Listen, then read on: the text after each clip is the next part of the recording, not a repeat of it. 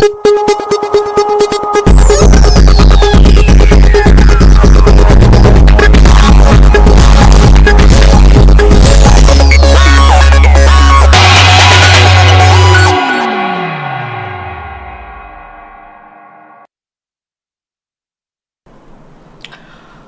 very good evening. Northeast window ki dialogue swimming tabir puna makpo han bamak tada dong HEEYAI metong bramna punam putaram nak chubaglo ne kokno na kromjari. Ngasi Northeast window na khana ne na butang ta puchari ba ngasi ki topic Manipur government supports NRC before census sarbe topic asini koi ki numit kharani tang taraga taret tagi hauraga GFD na su koi ki census si tawdungagi mamangda NRCC update tawgadabani haibagi tongan tongan by Kugi Miam Pudingwakna Pulakanda, a Kugi JFD Numit Ninigi, Kugi total shutdown general strike Kaukre, Aduda Natana Kugi Pasida Hozizik Pali Balenga Ki Kugi Jakim Chan Magnasu Udumak NRC the government na support we have a wapam so dumak thamli adu the natana Kugi Numit Karanigi Mamangda Kugi Hanagi former Chief Minister Ubiramba Bajabirenna Kugi Delhi da Union Home Minister Amit Saga unabadasu mahagna pirapa response ki matung ina yamna positive oiba maungda NRC ki matang dale we have a wapam su za birena dum mahaki maiki dagi thambiri adoha koi delegates ahum amasu haiba koi BJP gi president yauna delegates ahum amasu koi haibadi koi Uripok Assembly constituency gi koi za LAISHRAM ne Ragumani ne aduga koi za Sarat ne aduga ja amadu kaw yamandara kawre Radi ken Ragumani ga amagani adu hoy madugi dongta ngakpi gani haibadi issues mayam khana nei rakpanina maming ga se he kawak pagi matang su dumak yawe adudana tara makoi ahum si hairi ba chatli ba makoi delegate sing si khoi cabinet expand tauba taudagi wafam du to ganda lairi ba khara cabinet khara si makoi unaraga phamine rakanda cabinet ki resolution si laurakanda haiba delhi gi khongchat si NRC gi matang da khana ba chatli bra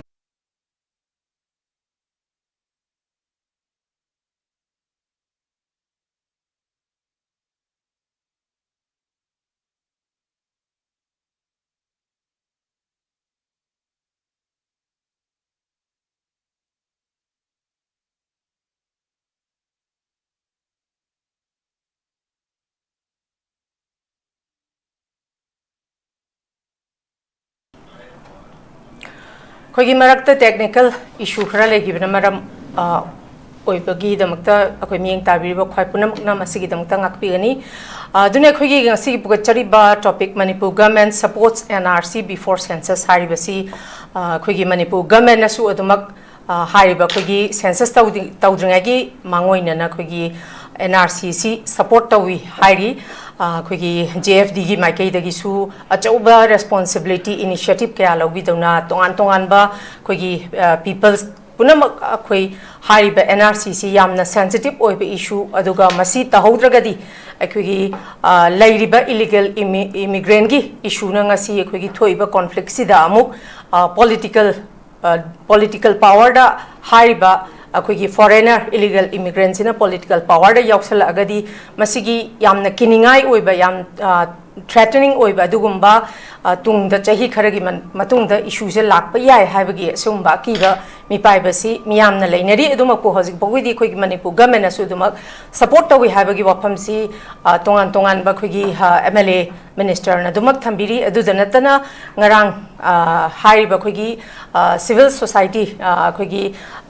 CSO 14 CSO kanglai paki member sida khoi yauri si rongmai chilinau gi member yaure kom gi yaure muslim gi yaure mitai gi yaure aduga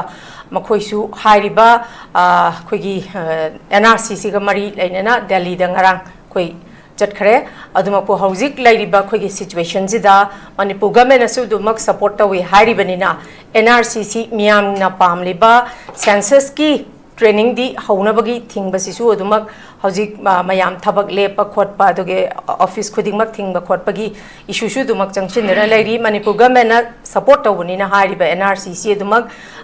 government of India na masi yarapham thoi pibam thoi habe si su sigi achau thajabam su lai adu thajari ba wafam si ta seng na masi thabak oin onthok pirakadra habe dugi matang na khoi khana nei ne nagidong ta hari ba topic asi khoi pugachabani pugachari ba topic asi bu tongan tongan ba panelist ahuna masam sage ba warol kya ma thambiduna mapung phan bigani ahan ba makta khoi gi ngasi gi panelist ahum sakaming ga konana takchabugi tanja dong tong myang phamde thamjage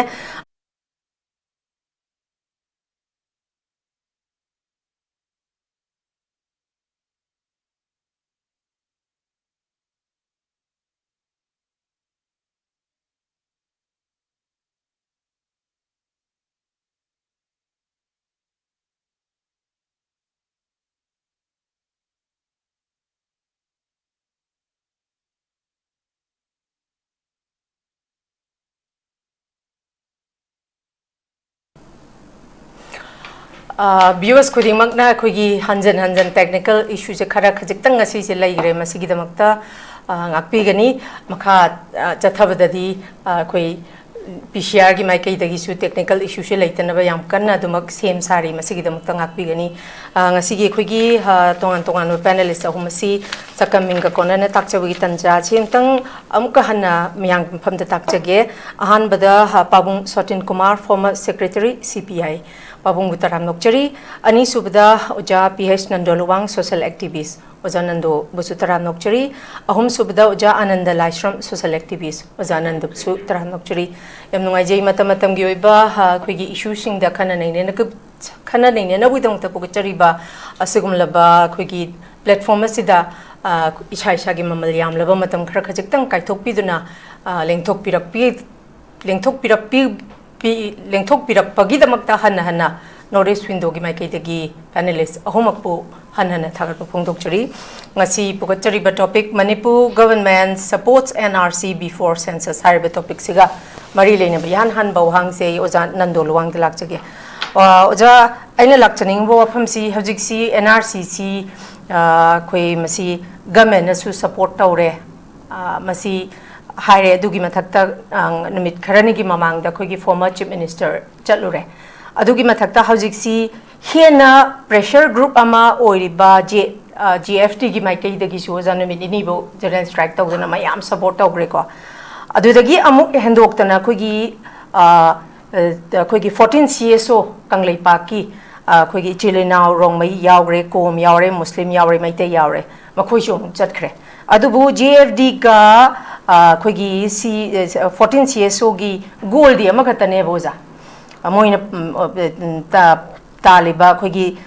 census tawdringaida NRC chanahan bahabasi chamana ba goal ni. Ado somda ojaji tendragina somda Manipur da protest changjal hoba. Aduga 14 CSO gina Delhi da chatlaga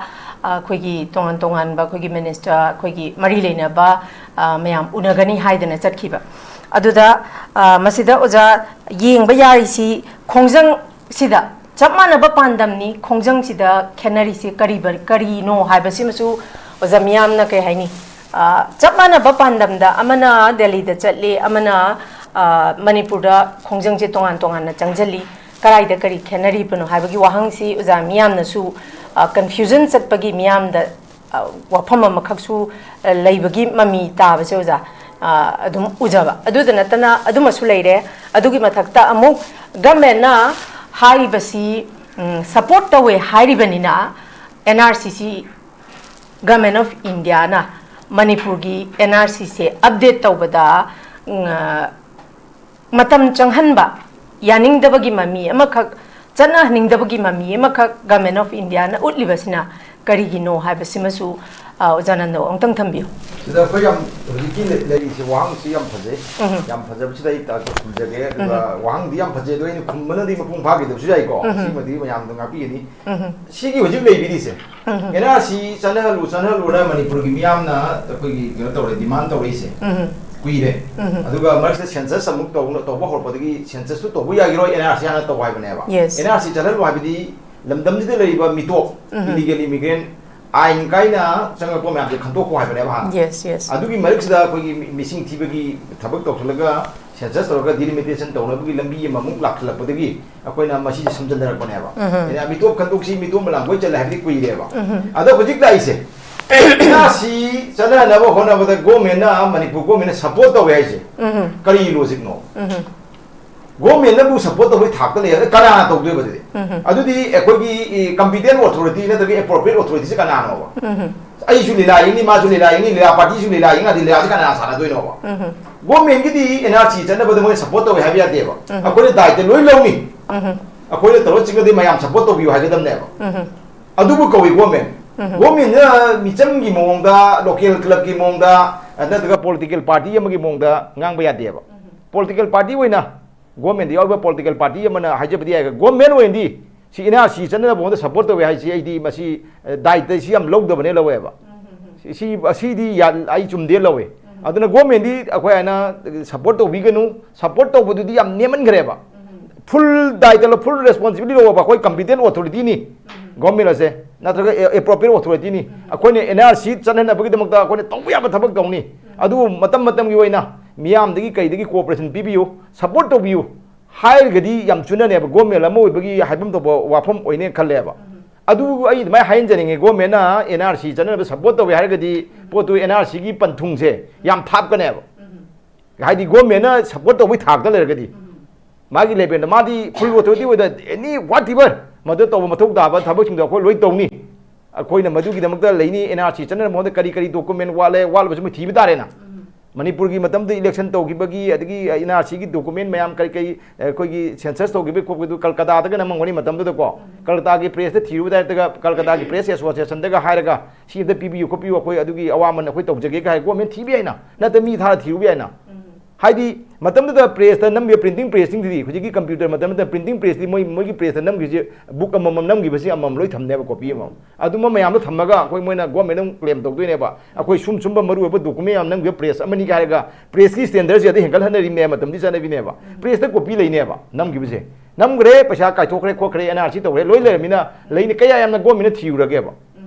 kaya am haining na thabak to ge ba support to bi thak da le me ba si hojik ta moina ngang thob da kai ko asuk goi ba miyam na NRC chana ru law da hojik phau da moi di support to bi thak khak da le me ba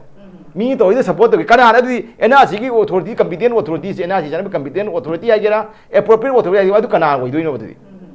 moina support to bi thak da le di akoi haina government na koi na dai te lori NRC chana na ba gi dum ta ma da koi whatever to wi ba koi to ni mayam ga ting ba pa ma thungani na hai bi ga dam ne ba aduna ni NRC na hana tawraga census na ko na to jai je census andak to iba census se mayam thingi thing de so ya de ba hek thingok do matam da kino to ne ba akoi kendra se delimitation to gani ko delimitation to kan da schedule tribe ki kunthram li wai ne ba kunthram li jimung da kuki gi kun naga gi tram li jenen wai ba tampa ki valley se sidana 26 wai ne ba haidi kampo bi se pa dram ko koina jenen sitne ga na akoi ka do litre ba kishor thapa na thaina khar karam bai wani hojik di kampo bi da akoi kino na nemsa ki bi nu ka la ga mina kampo bi jenen siro ju pa de ya re ba adu delimitation to ba ma thing de ya de ba handak ki delimitation si di sigi delimitation ji ga 2031 da to do delimitation khene ba handak ki delimitation ma khalani le ba handak ki to do census to do delimitation jina kendra humpu si mung ung ga da ba mi ma sing du mung ung ga da ba kendra heng ga ta bi humpu du mung da es nang si yamal sona ya me mi sing sona khayam sa ka ji hapto haptin to ba ajiki ma sing di heng ga lo ba sigi delimitation jina 31 da to do ba kendra ba delimitation di parliament da pass ho goi ni ko tawra trok ko sin kendra mi ma sing du na kendra ma sing heng ga to ne humpu ji humdra yoge marfu yoge humdra nga yoge kya yoge no khang de ko lerem ba mi ma sing du gi later delimitation committee na mo semakani commission na mi ni lising ni pu na kendra mam sajara ni pu ngana sajara yang kai sajara haiba mo na khola ni ko adugi madung na lising ni pu na sajara ni pu chalaga ba koi lak kuntra ni pu le me kra lak ni pu du ni pu ni yenda kendra humdra ge marfu ge mok daw ge be admai woi du ne ba adugi delimitation 2031 da to do sin kendra henkat bagi ne ba kendra masing ka ba adu hantak is kendra manung du wona do ne ko manung du wona matam da sit ni pu le ba koi gi janen gi sit ni pu je ta pak se unreserved hoi janen hari sine ko masi roi nakan kudi mun le le ba unreserved se masidi da tampak ki se kon live ngang ba mi man khang ba live da tampak ki da koi gi ni pu ji manung da koi kun tha ga kun ga taw ta handara ne ba aduga huji chingda leiba keno ji akhoi kampo bi pasan bi ji kun hai je ko siga kun ji manung da keno tro ne ba sedun akhoi gi masidena kunthra mari yo ne ba adu dedi kunthra mari ji manung da mu kana tawi yellow mi asing ba oi di ba naga na khara yam phangkat cha boy di pha ba kuki jina mi top cha atonde changil la ga akhoi iligen imi gi myam changil moi na kun noi ne ba sitche emele sitche moi kun ni ko 1967 da keno ji akhoi kuki gi sitche ama khata ne party ma yaw ga party le ngada tien ji sidun trai medana kuki yama party yama nagagi nipan ne ba adu 67 dagi hoji 1960 hoji 2026 se par se ba ko machi chai humpu ne ba chai humpu de manipur se wat ke ha ne ba yam samada chai humpu se moni wat ke ha ne krai di sangai na de illegal immigrant yam changal laga to ne ba moina masagi hengkat pap songpa natural growth to le na masana pofum to mi do po ga hengkat cha boi di ya ba asil le jara ba wa jara ba mayam do le jara ga moina kuki jo jing de masing hengkat chi ba su kai de ba adu san ne bi ne nat bi da khomje laga hojik su manipur census ki irang khale re na chi irang khale re mina masigi irang tongna ba moina a tagi moi mapa lam tagi moina kena pusala ne mi ama hojik ki pusala ga irang tongna ri do le re kaigina ka hek moina to di adu census ka yuma to hon gra ba census akoi book form da like ama win phong ani census ma ching thi gi ba ko authority wo helak ne ba madagi NRC tongna phone ba so ya ro ai moina irang thola le ne ba adu kaigina di irang thona ba gi mi le ba moida irang thona ba gi paisa le ba irang thona ba gi khulai le ba hojik su khonjan ba letri ba adu na ngasi kaiguma mising ngasi hojik census to ba ne moi de mi khara akoi leiba masing se sigi hayeng to ba hangki to ma sem to ga thing tari nge mi masing hekal ka ne ba adu na NRC yang na to hok do ba yaro ba maram di asone samban khajal laga samban khadan tham mi gram changan jaga akoi se wai sin nei ne ba natri ba asone samban ji porous border ni adu ne da ne khai nati pura open ne ba leise open border ni na loi sanga ga sondagi loi changila le ba adu na 9 akoi 2015 da Manipur Govt na bill lahum pass hoidana protection of Manipur people's bill adigi ani subada Manipur land and revenue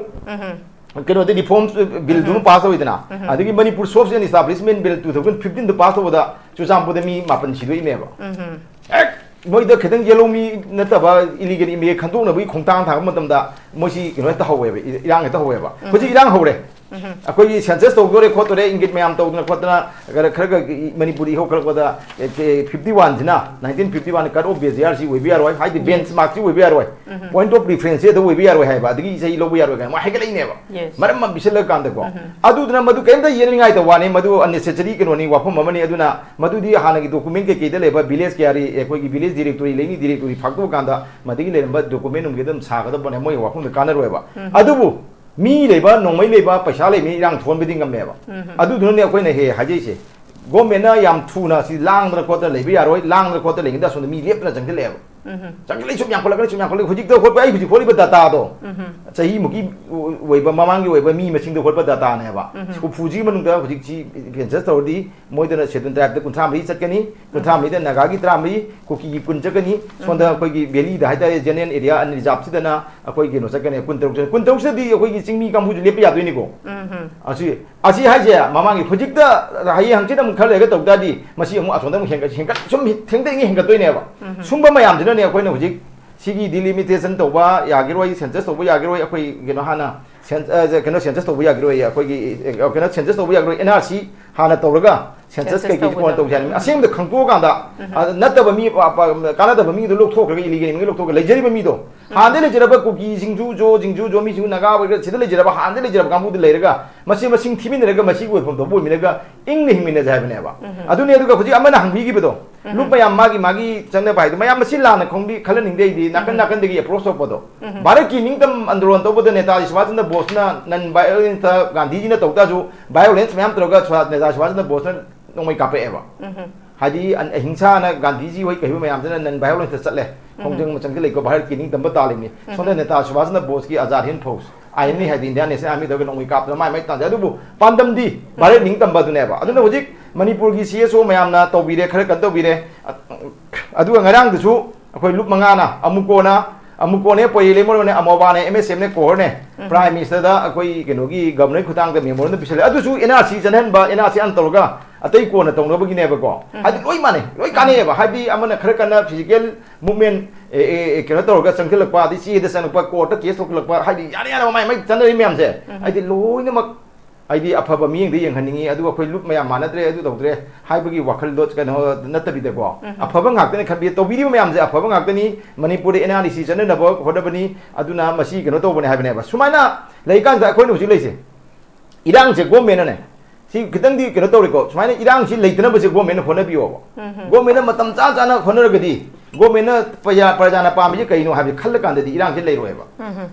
से वकबोर्ड की मतंग दा government दा हुजिक Manipur इरांग लेरिएबा करिगिनो high कांदा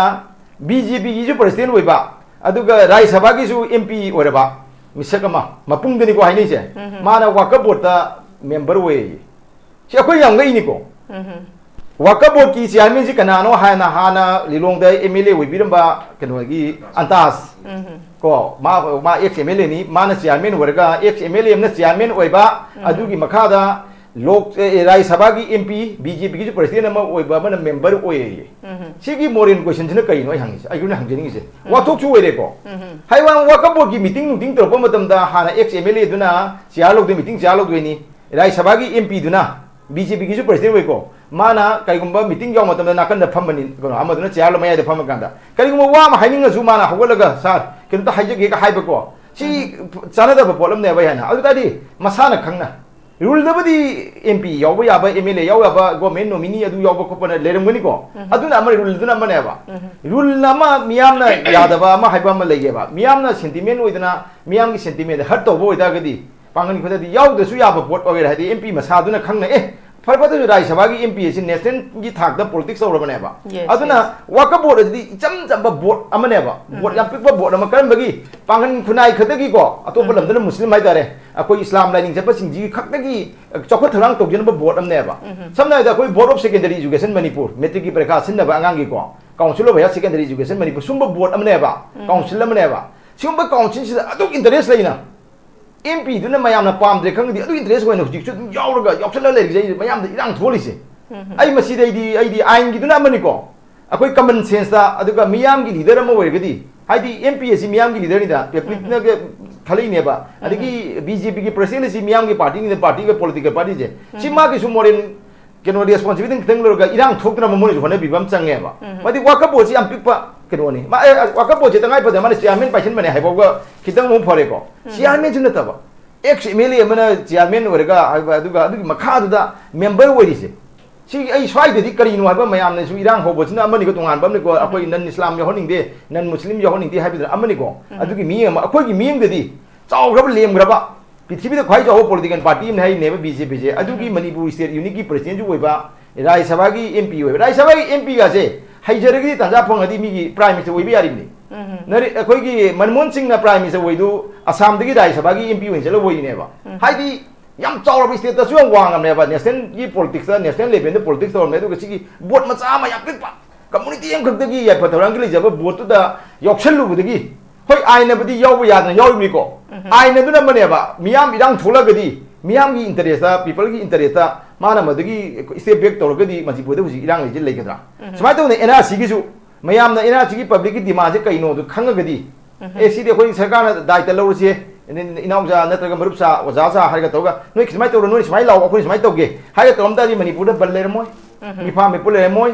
police की अयन भ कनो चलेगा न मयामना पुलिस को लान उहनबिरिसी उरमोय हाइदी इरांग मुंगनरमिना पुलिस को तुम अयन भ तौरे प्रजान मोयद सावरे को पुलिस सी मिसयूज तौइसे अखोई गवर्नमेंट ने तौइनेबा हाइदी पुलिस मिसयूज पुलिस सु सोयले को प्रजा खनले सिक सुम मयाम जे तौदना बखोना बसे अखोई गवर्नमेंट मयाम की तौदना बखोना बसे अखोई अदुमाइना तौबदो अखोइना पामजबनेबा अदुना ने अखोइना होजे गवर्नमेंट ने इरांग के सुम थोन ब पामिसे करिगिनो करिगिनो अदुके मयामना सात्रना लाइक तम पामे सात्र इरांग पामदी इमाई बिन मेरा पाइबल लिली जनिपो दे थबक लई खुंगंगी लमदे लो मतमनि जिको धरना फंबा कोपजे थबक चिनलिनेबा अदु इरे पाक इफुरु कंदबा यादे हाइबगी दमकता कोई मतम मांगथोजु थबक के आथिम गया तुंगोइने मिने लेबा की दमकता सी मयाम खनबियोबा धरना तो वो लिली जटपा इरांग तो लेबसे मणिपुर की सेंतुंगी फिल्म साथी सोकेलिने मोय पैसा पाइबा म खरदि हिंगिबि याय मसा मसु नुंगाइबि याय सोदे लाइब मयाम दे वहौबिनेबा अदुना गवर्नमेंट मणिपुर की ओइरि फिल्म से करिनो करी करी तौरगदी इरांग लावय करी हाना तो हबम संगी हाइने वाकबोच नुती इरांग अदुम लाकने खलेबको तो थोपियलोरे आदि राज्यसभा की एमपी म यावरिसे मा तोपो मतम दने कइनो हाइ तोप तारे ꯃꯤꯉꯣꯟꯗ ꯅꯨꯡꯉꯥꯏꯍꯟꯗ꯭ꯔꯦ ꯁꯤ ꯑꯩꯅ ꯃꯔꯝ ꯑꯣꯏꯗꯨꯅ ꯄ꯭ꯔꯖꯥ ꯅꯨꯡꯉꯥꯏꯍꯟꯗ ꯇꯥꯔꯗꯤ ꯑꯩꯁꯤ ꯏꯔꯥꯜꯂꯦꯕ ꯑꯩꯒꯤ ꯃꯤꯡꯁꯤ ꯅꯟꯗꯣ ꯀꯧꯕꯁꯤ ꯅꯟꯗꯣ ꯍꯦꯛ ꯑꯩꯒꯤ ꯁꯛꯁꯦꯁ ꯊꯣꯛꯄ ꯈꯨꯗꯤꯡꯒꯤ ꯃꯤꯁꯤ ꯄꯄꯨ ꯐꯨꯅꯕ ꯃꯤꯁꯤ ꯁꯨꯏꯁꯥꯏꯗ ꯄꯥꯎ ꯇꯧꯈꯠꯂꯒꯗꯤ ꯑꯩꯁꯤ ꯃꯔꯥꯜ ꯑꯃꯅꯦꯕ ꯑꯗꯨꯅ ꯑꯩ ꯇꯣꯛꯊꯣꯛꯀꯗꯕꯅꯦꯕ ꯑꯩ ꯊꯣꯛꯑꯣꯏꯗꯕꯅꯦꯕ ꯑꯩ ꯀꯔꯤꯝ ꯅꯠꯇ꯭ꯔꯁꯨꯀꯣ ꯑꯗꯨꯃꯥꯏꯅ ꯇꯧꯗꯅ ꯍꯥꯏꯔꯤꯕ ꯃꯥꯒꯤ ꯌꯥꯎꯕꯁꯤꯅ ꯃꯌꯥꯝꯗ ꯑꯩꯈꯣꯏꯒꯤ ꯄꯥꯡꯒꯜ ꯏꯆꯤꯜ ꯏꯅꯥꯎꯁꯤꯗ ꯌꯥꯝꯅ ꯊꯃꯣꯏ ꯅꯨꯡꯉꯥꯏꯍꯟꯗ꯭ꯔꯦ ꯃꯤꯒꯤ ꯋꯥꯀꯞ ꯕꯣꯔꯗꯁꯤ ꯁꯨꯃꯥꯏꯅ ꯁꯤꯅ ꯋꯥꯊꯣꯛꯁꯤ ꯑꯣꯏꯕ ꯈꯨꯗꯤꯡꯒꯤ ꯑꯣꯏꯔꯦꯕꯀꯣ ꯑꯗꯨ ꯇꯥꯔꯗꯤ ꯃꯁꯥꯁꯨ ꯁ꯭ꯇꯦꯞ ꯗꯥꯎꯟ ꯇꯧꯐꯝ ꯊꯣꯛꯑꯦꯁꯦ ꯑꯩꯈꯣꯏꯗꯤ ꯍꯥꯏꯖꯅꯤꯡꯉꯦꯕ ꯍꯥꯏꯗꯤ ꯏꯔꯥꯡ ꯅꯦꯝꯊꯍꯟꯁꯦ ꯍꯥꯏꯕꯅꯦꯕ ꯑꯥꯏꯟꯗꯗꯤ ꯑꯩꯈꯣꯏ MP ꯌꯥꯎ ꯌꯥꯗꯅ ꯌꯥꯎꯔꯤꯅꯤ ꯑꯗꯨꯅꯤ ꯑꯗꯥꯅꯤ ꯍꯥꯏ ꯇꯥꯔꯗꯤ ꯑꯗꯨꯗ ꯑꯥꯏꯟꯗ ꯂꯣꯏ ꯂꯧꯅꯕ ꯌꯥꯔꯣꯏꯕ ꯑꯥꯏꯟ ꯑꯁꯤꯅ ꯑꯃꯅꯤ ꯑꯥꯏꯟ ꯑꯁꯤ ꯂꯩꯕꯥꯛ ꯉꯥꯛꯅꯕꯒꯤ ꯐ꯭ꯔꯦꯝ ꯑꯃꯅꯦꯕ ꯑꯥꯏꯟꯗꯨꯒꯤ ꯃꯅꯨꯡꯗ ꯂꯣꯏ ꯇꯧ ꯌꯥꯗꯕ ꯑꯃ ꯂꯩꯌꯦꯕ ꯑꯗꯨꯅ ꯂꯩꯕꯥꯛ ꯉꯥꯛꯄ ꯍꯥꯏꯕꯁꯤꯗꯤ ꯇꯧꯒꯗꯕ ꯊꯕꯛꯁꯤꯡꯒꯤ ꯃꯅꯨꯡꯗ ꯇꯧꯔꯣꯏꯗꯕ ꯃꯌꯥꯝ ꯌꯥꯎꯋꯦꯕ ꯇꯧꯔꯣꯏꯗꯕ ꯊꯕꯛꯁꯤꯡꯒꯤ ꯃꯅꯨꯡꯗ ꯇꯧꯒꯗꯕꯁꯨ ꯌꯥꯎꯋꯦꯕ ꯃꯔꯝꯗꯤ ꯀꯩꯅꯣ ꯂꯩꯕꯥꯛꯁꯤ ꯃꯤꯌꯥꯝꯗꯤ ꯃꯤ ꯃꯈꯜ ꯇꯣꯉꯥꯟ ꯇꯣꯉꯥꯟ ꯂꯩꯕꯅꯤꯅꯀꯣ ꯑꯗꯨꯅ ꯏꯟꯗꯤꯌꯥꯒꯤ ꯀꯟꯁꯇꯤꯇ꯭ꯌꯨꯁꯟꯁꯤꯁꯨ ꯑꯩꯈꯣꯏꯒꯤ ꯑꯍꯥꯟꯕ ꯁꯦꯝꯕ ꯃꯇꯝꯗ ꯌꯥꯔꯅꯤ ꯁꯦꯝ ꯀꯥꯟꯗ ꯏꯟꯗꯤꯌꯥꯗ ꯂꯩꯕ ꯀꯥꯡꯕꯨ ꯐꯨꯔꯨꯞ ꯃꯌꯥꯝꯁꯤꯒꯤ ꯏꯟꯇꯔꯦꯁꯁꯤ ꯁꯥꯞ ꯇꯧ ꯉꯝꯃꯛꯇꯕꯗꯒꯤ ꯑꯦꯃꯦꯟꯃꯦꯟ ꯏꯟꯗꯤꯌꯥ ꯀꯟꯁꯇꯤꯇ꯭ꯌꯨꯁꯟ ꯃꯃꯤ ꯄꯥꯜꯂꯤꯕꯅꯦꯕ ꯑꯗꯨꯛꯀꯤ ꯃꯇꯤꯛ ꯍꯥꯞꯄꯤꯁꯤ ꯀꯩꯅꯣ ꯃꯌꯥꯝꯁꯤꯒꯤ ꯏꯟꯇꯔꯦꯁ ꯃꯌꯥꯝ ꯁꯥꯞ ꯇꯧꯅꯕ ꯏꯟꯇꯔꯦꯁ ꯃꯌꯥꯝꯁꯤ ꯌꯥꯅꯕ ꯁꯤꯟꯖꯤꯟꯅꯕ ꯌꯥꯅꯕ ꯇꯧꯔꯛꯏꯅꯦꯕ ꯑꯗꯨꯅ ꯋꯥꯀꯞ ꯕꯣꯔꯗꯀꯤ ꯃꯇꯥꯡꯁꯤꯗ ꯍꯟꯗꯛꯀꯤ ꯀꯩꯅꯣꯁꯤꯅ ꯃꯔꯝ ꯑꯣꯏꯗꯨꯅ ꯑꯩꯈꯣꯏ ꯃꯣꯏꯗꯤ ꯃꯤ ꯈꯔ ꯍꯥꯏꯀꯣ ꯑꯩꯈꯣꯏ ꯅꯟ ꯃꯨꯁꯂꯤꯝ ꯍꯥꯏ ꯑꯩꯗꯤ ꯅꯟ ꯏꯁꯂꯥꯝ ꯍꯥꯏꯅꯤꯡꯉꯤ ꯑꯩꯒꯤ ꯂꯣꯟꯗ ꯑꯗꯨ ꯃꯤꯒꯤꯗ ꯂꯥꯜꯂꯤ ꯆꯨꯝꯃꯤꯟꯅꯁꯤꯗꯦꯀꯣ ꯑꯩꯅ ꯄꯥꯝꯖꯕꯗꯨꯅꯀꯣ ꯅꯟ ꯏꯁꯂꯥꯝ ꯈꯔ ꯌꯥꯎꯔꯛꯄꯒꯤ ꯋꯥꯐꯝꯁꯤꯅ ꯑꯃ ꯑꯗꯨꯒ ꯑꯩꯈꯣꯏꯒꯤ ꯄꯣꯂꯤꯇꯤꯀꯦꯜꯒꯤ ꯍꯤꯕꯤ ꯋꯦꯠ ꯂꯤꯗꯔꯅꯤ ꯁꯤ ꯃꯥ ꯔꯥꯖ꯭ꯌ ꯁꯚꯥꯒꯤ ꯑꯃ ꯑꯣꯏꯔꯕꯅꯤꯅꯀꯣ ꯁꯤꯗ ꯁ꯭ꯋꯥꯏꯒꯤꯗꯤꯀꯣ ꯁꯤꯅ ꯃꯥꯅ ꯌꯥꯎꯁꯤꯟꯕꯁꯤꯅ ꯃꯤꯉꯣꯟꯗ ꯌꯥꯝ ꯅꯨꯡꯉꯥꯏꯍꯟꯗꯦꯕ ꯑꯗꯨꯅ ꯌꯥꯔꯒꯗꯤ ꯑꯩ ꯃꯁꯤ ꯃꯣꯏꯁꯨ ꯃꯥꯒꯤ ꯅꯣꯕꯦꯜ ꯗꯤꯁꯤꯖꯟ ꯑꯃ ꯂꯧꯕꯤꯔꯒ ꯄꯥꯡꯒꯜ ꯏꯆꯤꯜ ꯏꯅꯥꯎꯁꯤꯡꯅ ꯅꯨꯡꯇꯤꯒꯤ ꯏꯔꯥꯡ ꯍꯧꯔꯤꯁꯦ ꯃꯁꯤꯒꯨꯝꯕ ꯍꯧꯗꯅꯕ ꯍꯣꯠꯅꯃꯤꯟꯅꯁꯤ ꯑꯗꯨꯅ ꯑꯩꯈꯣꯏꯒꯤ NRCꯒꯤ ꯃꯇꯥꯡꯗ ꯁ꯭ꯇꯦꯠ ꯒꯣꯔꯃꯦꯟꯅ ꯁꯞꯄꯣꯔꯠ ꯇꯧꯋꯦ ꯍꯥꯏꯕꯁꯤ ꯃꯇꯝꯗ ꯑꯩ ꯁꯞꯄꯣꯔꯠ ꯇꯧꯕꯁꯤ ꯇꯧꯕꯤꯔꯣ ꯁꯞꯄꯣꯔꯠꯇꯨꯒꯤ ꯃꯊꯛꯇ ꯗꯥꯏꯇ ꯂꯧꯕꯤꯔꯣ ꯑꯩꯈꯣꯏꯅ ꯀꯝꯄꯤꯇꯦꯟ ꯑꯣꯊꯣꯔꯤꯇꯤ ꯑꯣꯏꯔꯅꯤ ꯑꯩꯈꯣꯏꯅ ꯑꯦꯄ꯭ꯔꯣꯄ꯭ꯔꯤꯌꯦꯠ ꯑꯣꯊꯣꯔꯤꯇꯤ ꯑꯣꯏꯔꯒ ꯅꯝꯗꯅ NRCꯁꯤ ꯆꯠꯅꯔꯒ ꯃꯅꯤꯄꯨꯔ ꯃꯤꯌꯥꯝꯒꯤ ꯑꯄꯥꯝꯕ ꯆꯠꯅꯅꯤ ꯑꯗꯨꯒ ꯑꯩꯈꯣꯏꯒꯤ ꯌꯦꯜꯂꯧꯃꯤ ꯅꯠꯇꯕ ꯏꯂꯤꯒꯦꯟ ꯏꯃꯤꯒ꯭ꯔꯦꯟ ꯈꯟꯗꯣꯛꯀꯅꯤ ꯍꯥꯏꯕ ꯋꯥꯐꯝꯁꯦ ꯃꯁꯤꯒꯤ ꯐꯤꯔꯦꯞꯁꯦ ꯂꯧꯕꯤꯌꯨ ꯍꯥꯏꯕ ꯋꯥꯐꯝꯁꯦ ꯈꯔ ꯊꯝꯖꯅꯤꯡꯉꯤ ꯑꯍꯥꯟꯕꯒꯤ ꯊꯥꯒꯠꯆꯔꯤ ꯑꯣꯖꯥ ꯑꯩ ꯄꯥꯕꯨꯡꯗ ꯂꯥꯛꯆꯒꯦ ꯄꯥꯕꯨꯡ ꯍꯧꯖꯤꯛꯁꯦ ꯑꯩꯈꯣꯏꯒꯤ ꯗꯦꯂꯤꯒꯦꯠ ꯑꯩꯈꯣꯏꯒꯤ ꯑꯣꯖꯥ ꯔꯘꯨꯃꯅꯤ ꯑꯗꯨꯒ ꯑꯣꯖꯥ ꯏꯕꯣꯝꯆꯥꯅꯤ ꯑꯩꯈꯣꯏ ꯂꯝꯂꯥꯏꯒꯤ ꯑꯗꯨꯒ ꯄ꯭ꯔꯦꯁꯤꯗꯦꯟ ꯑꯩꯈꯣꯏꯒꯤ ꯑꯣꯖꯥ ꯁꯔꯠꯀꯅꯤ ꯆꯠꯈꯤꯕꯁꯦ ꯃꯈꯣꯏ ꯑꯍꯨꯝ ꯆꯠꯈꯤꯕꯁꯤꯃ ꯂꯩꯔꯦ ꯑꯗꯒꯤ 14 CSOꯒꯤ ꯇꯣꯉꯥꯟ ꯇꯣꯉꯥꯟꯕ CSOꯒꯤ ꯃꯦꯝꯕꯔꯁꯤꯡ ꯆꯠꯈꯤꯔꯦ ꯑꯗꯨꯗ ꯂꯩꯉꯥꯛꯅꯁꯨ ꯁꯄꯣꯔꯠ ꯇꯧꯋꯦ ꯍꯥꯏꯔꯤꯕꯅꯤꯅ ꯄꯥꯕꯨꯡ ꯀꯔꯤ ꯑꯦꯛꯁꯄꯦꯛꯇꯦꯁꯟ ꯇꯧꯕꯤ ꯃꯈꯣꯏ ꯊꯣꯛꯂꯛꯄ ꯃꯇꯝꯗ ꯄꯣꯖꯤꯇꯤꯚ ꯑꯣꯏꯕ ꯅꯈꯣꯏꯅ ꯇꯥꯜꯂꯤꯕ ꯅꯈꯣꯏꯒꯤ ꯗꯤꯃꯥꯟꯁꯤ ꯂꯤꯖꯤꯇꯤꯃꯦꯠ ꯑꯣꯏ ꯑꯩꯈꯣꯏꯅ ꯁꯨꯡꯁꯣꯏ ꯁꯣꯏꯗꯅ ꯁꯦꯟꯁꯁꯁꯤ ꯇꯧꯗ꯭ꯔꯤꯉꯩꯒꯤ ꯃꯃꯥꯡꯗ NRCꯁꯤ ꯑꯞꯗꯦꯠ ꯇꯧꯔꯅꯤ ꯍꯥꯏꯕꯁꯤ ꯍꯥꯏꯔꯛꯀꯅꯤ ꯍꯥꯏꯕꯒꯤ ꯊꯥꯖꯕꯁꯦ ꯄꯥꯕꯨꯡ ꯂꯩꯕꯤꯕ꯭ꯔꯥ ꯀꯃꯥꯏꯅ ꯇꯧꯏ ꯃꯅꯤꯄꯨꯔꯒꯤ ꯐꯤꯕꯝꯁꯤ ꯅꯣꯡꯃ ꯅꯣꯡꯃꯒꯤ ꯏꯁꯨ ꯑꯃꯗꯒꯤ ꯑꯇꯣꯞꯄ ꯏꯁꯨ ꯑꯃꯗ ꯑꯗꯨꯒ ꯏꯁꯨ ꯑꯃꯗꯒꯤ ꯑꯇꯣꯞꯄ ꯑꯃꯗ ꯁꯨꯝ ꯇꯧꯕꯒꯤꯗꯤ ꯑꯃꯒ ꯑꯅꯤꯁꯤ ꯌꯥꯝ ꯃꯔꯤ ꯂꯩꯅꯕ ꯄꯣꯠꯇꯤ ꯑꯣꯏꯕ ꯑꯗꯨꯒ ꯆꯞ ꯆꯥꯅ ꯑꯩꯈꯣꯏꯒꯤ ꯍꯧꯖꯤꯛ NRC ꯑꯞꯗꯦꯠ ꯇꯧꯕ ꯋꯥꯐꯝꯁꯤ ꯃꯄꯨꯡꯗ ꯁꯦꯟꯇꯔꯒꯤ ꯔꯦꯁꯄꯣꯟꯁꯤꯕꯤꯂꯤꯇꯤꯅꯤ ꯁ꯭ꯇꯦꯠꯀꯤ ꯃꯤꯌꯥꯝꯅ ꯄꯥꯝꯃꯤꯕ ꯄꯣꯠꯁꯤ ꯉꯁꯤꯗꯤ ꯑꯌꯥꯝꯕ ꯃꯇꯝꯗ ꯚꯥꯔꯠ ꯁꯔꯀꯥꯔꯅ ꯁꯦꯟꯇꯔꯅ ꯁꯨꯝ ꯇꯥꯕꯤꯗꯗꯅ ꯂꯥꯛꯄ ꯁꯤ ꯃꯤꯌꯥꯝꯅ ꯌꯥꯝꯅ ꯈꯣꯏꯁꯥꯎꯅꯕ ꯄꯣꯠ ꯑꯃꯅꯤ ꯍꯧꯈꯤꯕ 2023ꯒꯤ ꯃꯦ 3ꯗꯒꯤ ꯊꯣꯛꯏꯕ ꯆꯤꯟ ꯀꯨꯀꯤ ꯅꯥꯔꯀꯣ ꯇꯦꯔꯣꯔꯤꯁ ꯀꯥꯡꯕꯨꯁꯤꯡꯅ ꯆꯠꯊꯔꯤꯕ ꯂꯟꯗꯥꯁ ꯁꯤꯁꯨ ꯁꯦꯟꯇꯔꯅ ꯅꯍꯥꯟ ꯂꯣꯏꯁꯤꯟꯕ ꯌꯥꯔꯕ ꯄꯣꯠꯁꯦ ꯁꯤ ꯂꯣꯏꯁꯤꯟꯗꯕ ꯑꯗꯩ ꯍꯧꯖꯤꯛꯇꯤ NRCꯒꯤ ꯌꯥꯝ ꯑꯀꯟꯕ ꯏꯁꯨ ꯃꯌꯥꯝ ꯂꯥꯛꯑꯦ ꯁꯤꯒꯨꯝꯕ ꯃꯌꯥꯝꯁꯤꯒꯤ ꯑꯣꯏꯔꯤꯕ ꯐꯤꯕꯝꯁꯤꯗ ꯑꯩꯈꯣꯏꯒꯤ ꯅꯣꯡ ꯅꯤꯅꯤ ꯃꯃꯥꯡꯗ ꯑꯩꯈꯣꯏꯒꯤ ꯔꯨꯂꯤꯡꯒꯤ MLAꯁꯤꯡ ꯈꯔ ꯗꯤꯜꯂꯤꯗ ꯍꯧꯖꯤꯛ ꯂꯩꯔꯤ ꯆꯠꯂꯒ ꯃꯃꯤꯡ ꯃꯌꯥꯝ ꯍꯥꯏꯅꯈ꯭ꯔꯦ ꯉꯁꯥꯏ ꯑꯗꯨꯒꯤ ꯃꯊꯛꯇ ꯑꯇꯣꯞꯄ ꯑꯃꯅ ꯑꯩꯈꯣꯏꯒꯤ ꯅꯨꯃꯤꯠ ꯈꯔꯅꯤ ꯃꯃꯥꯡꯗ ex chief minister Shri Biren ꯃꯥꯅ ꯂꯤꯗ ꯇꯧꯕ ꯇꯤꯝ ꯑꯃ ꯆꯠꯂꯨꯔꯦ ꯁꯤ ꯃꯔꯨꯑꯣꯏꯅ ꯃꯄꯨꯡꯗ ꯃꯥꯒꯤ ꯃꯤꯠꯌꯦꯡꯁꯤ ꯆꯠꯂꯨꯔꯤꯁꯤ NRCꯒꯤ ꯑꯃꯒꯤꯗꯨ ꯉꯥꯛ ꯅꯠꯇꯅ ꯀꯦꯕꯤꯅꯦꯠ ꯑꯦꯛꯁꯄꯥꯟꯁꯟꯒꯤ ꯑꯗꯨꯒꯤ ꯑꯗꯥꯒꯤ ꯑꯗꯨꯒ ꯂꯣꯏꯅꯅ ꯂꯩꯔꯤꯕ ꯃꯅꯤꯄꯨꯔꯒꯤ ꯄꯨꯔꯥꯅ ꯄꯥꯛꯇꯛ ꯏꯇꯛꯅ ꯄꯥꯔꯇꯤꯀꯨꯂꯔꯂꯤ NRCꯒꯤ ꯏꯁꯨꯁꯤ ꯉꯥꯛ ꯅꯠꯇꯕ ꯑꯇꯩ ꯃꯌꯥꯝ ꯑꯃꯗ ꯆꯠꯂꯨꯕꯒꯤ ꯑꯗꯨꯒ ꯌꯥꯝ ꯂꯨꯝꯅ ꯍꯜꯂꯛꯄꯒꯤ ꯋꯥꯗꯤ ꯅꯠꯇꯦ ꯍꯣꯝ ꯃꯤꯅꯤꯁꯇꯔ ꯎꯅꯔꯨꯔꯦ ꯃꯤꯌꯥꯝꯅ ꯇꯥꯜꯂꯤꯕ ꯗꯤꯃꯥꯟ ꯁꯤ ꯑꯩꯈꯣꯏ ꯈꯟꯅꯔꯒꯦ ꯍꯥꯏꯍꯧꯔꯦ ꯒꯥꯏꯗꯨꯗꯤ ꯁꯦꯟꯇꯔꯅ ꯌꯥꯝꯅ ꯈꯪꯅ ꯑꯗꯨꯝ ꯇꯧꯔꯛꯀꯅꯦꯅ ꯈꯜꯂꯤ ꯃꯤꯌꯥꯝꯒꯤ ꯍꯨꯟ ꯈꯪꯅꯒ ꯍꯥꯏꯕ ꯌꯥꯝ ꯐꯖꯕ ꯂꯣꯟꯗꯥ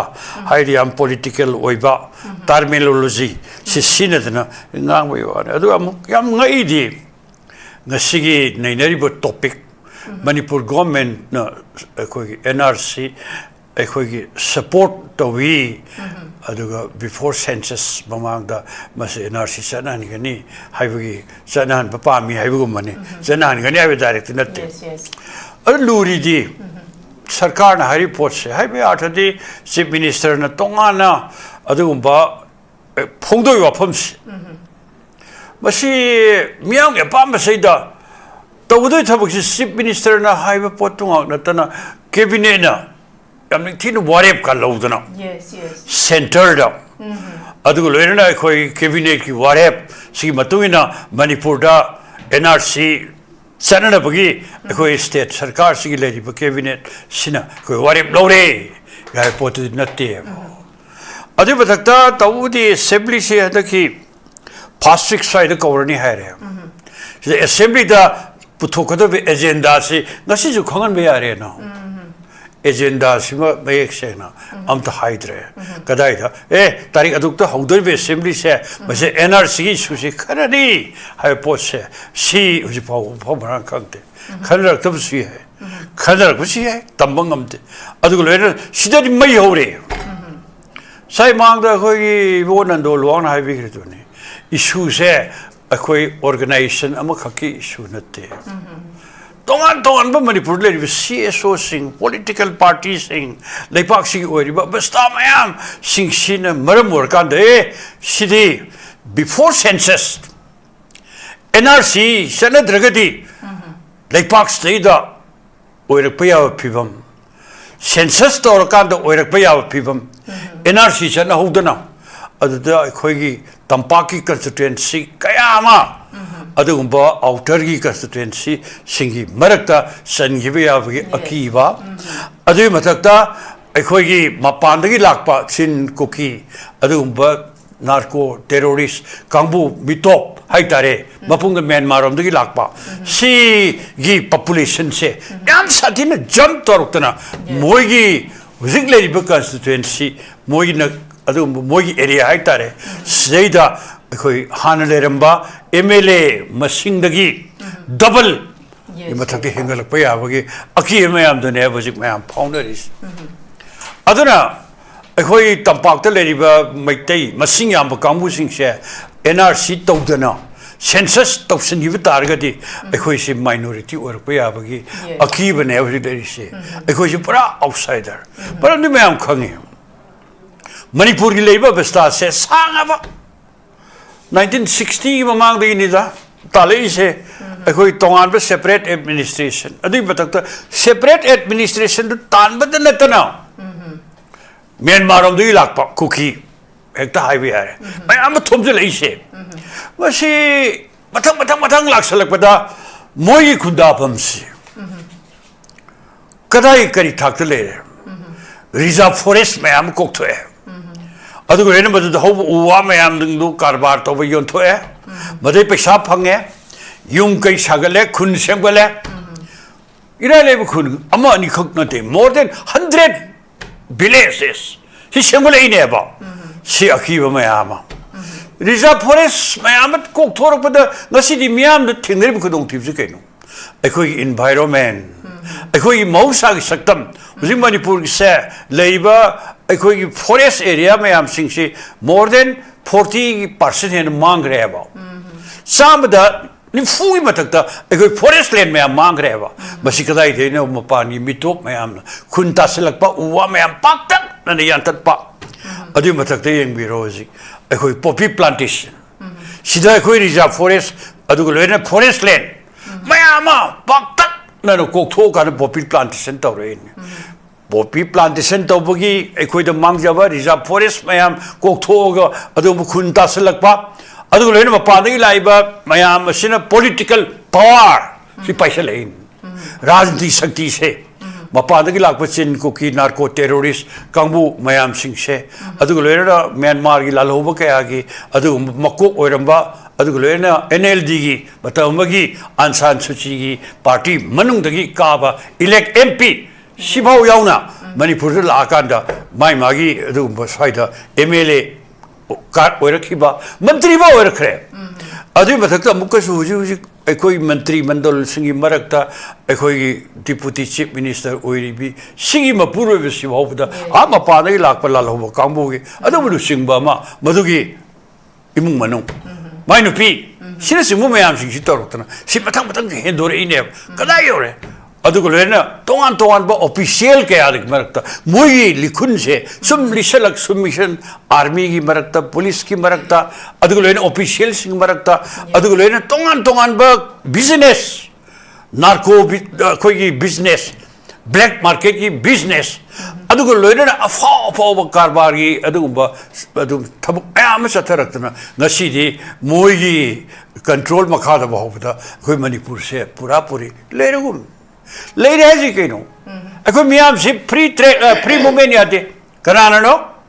मपान की लाख पर मिटोप सिंह पूरा कंट्रोल तो सर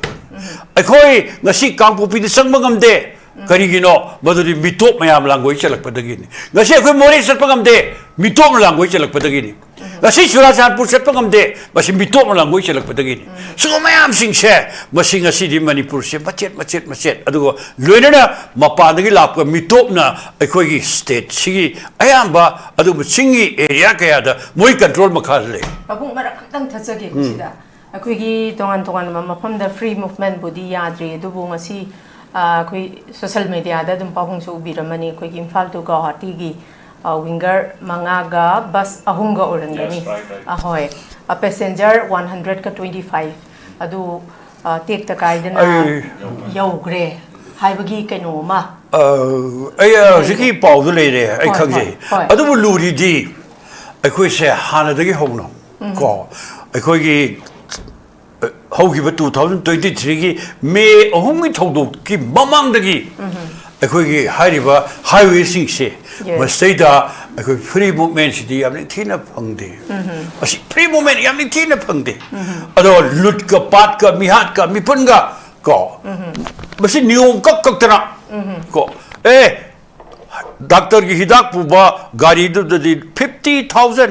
योट पुबदना अदो सीमेंट पुबदना अदो रेट सिका अदना सही जुपा अदो लम खरा अखोई निंगाई तोरगना फूबा हातबा तुप क्या ठोकर बनेबा अदो मयाम सिंगसे अखोई मरुइना अखोई ट्रेड यूनियन की माइकई दगी सिंस 1990 दगी होरदना ए कंबोइना यारोय अमना यारोय मतम पुरम द परमानेंट ओइबा हाईवे प्रोटेक्शन फोर्स थमो से लाउरिदे इवन फ्री मूवमेंट यारेगा साइ विंगर चक्रे कोकरे हाइदना अदो मरक सिक्योरिटी यारोंगनी अमा तरोंगनी मयाम सुमाइनो के याम लेन ngud adu सरपुति पूरा हाईवे प्रोटेक्शन फोर्स लिंगदना मदो याम लिथीना ngaksen आइसे याम हेन सांग लंबी नति हुजि हुजि के ओइने अंगक फंगना अपन पीरिब जगह सिंग से कांगपुपी एरिया मोडबुंग करे हंगलक जगह अदु सेनापति दे पूरा फ्री यारे बा कयाम संगने की अदु बलामी को लिसिंग अमा अनि मंगाई थादर लोइरे बा सबाइ जिरि बाम खंगदे तोबया पोस्टिंग दो निथुना हम तौदे बा अदुना मसी करिनो हरगा दैना सुपसलक पदम थमनिंगी से पूरा कोई स्टेट लेंगाक से हाईवे प्रोटेक्शन फोर्स की दो बताओ मदा कोई सीपीआई की इंद्रजीत गुप्ता ने होम मिनिस्टर होंगे दा मसी तौरसी है जन फाइल प्रोसेस तौर बने अदो वो लालो वो कांबू खरना हाईवे प्रोटेक्शन फोर्स लिंबिया रोय हरी ये लेन तो बदगी बदगी हम कन्ना खुद थावंग हम दबी इतिहास ले ये बा कोई शब्द हुआ है मपादी थोमजले मी आम सिंह से बॉर्डर फेंसिंग किलोमीटर चहुंगा मवुद्रागन निपान सिगी एरिया से दा अखोई बर्मा का मणिपुर का लोनरी है बा सुमारी पूरा होत्रों हो रहा था दो कांदा मधु हुजी फावदा यम थौना लेना भारत लेंगा ना पूरा अखोई बॉर्डर केनो सिंह से बस फेंसिंग तो बंगम दे सिगी अखी बसी भारत सरकार से ख्वाई लगी है ना को यम किगन बा ए नगाना के नोम हायरे ए कुकी ने के नोम हायरे मोय ने के नोम ये ले तो मदद खुद था बंगम दब सुमाइले और हानगी सरकार की बतम तो ओनली 10 किलोमीटर का फेंसिंग तो हुजु फेंसिंग तो रिबरे तोंग दबरा ज्ञान माता सलगतरे बा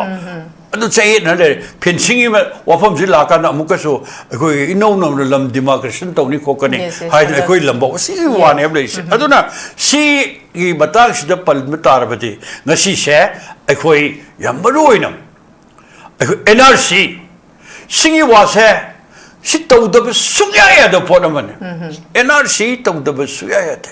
baram di kai noibo anda sai panagra e hanjalo madu di kai noibo akhoi da NRC tawdana census tawbi tarabadi leipak se ngasi di akhoi mapan gi lakpa mitop na pura puri control toro akhoi political power moi khutale gargadaba akhoi economic power moi khutale gargadaba akhoi adugumba sen thumgi amagi putnamak se moi control makhale gedarawa aina tai maduri kaiba department kharadadi adugum mapan gi mitop bhawdu pura control tore haibagi wafam sibo leigrabane ba adu hojik leiba basa sei de mayam yeng biro ko hojik around mayam hainari sab sabadi haiba ngamde census department haiba ngamde hojik mayam lawnari si 2011 gi adugumba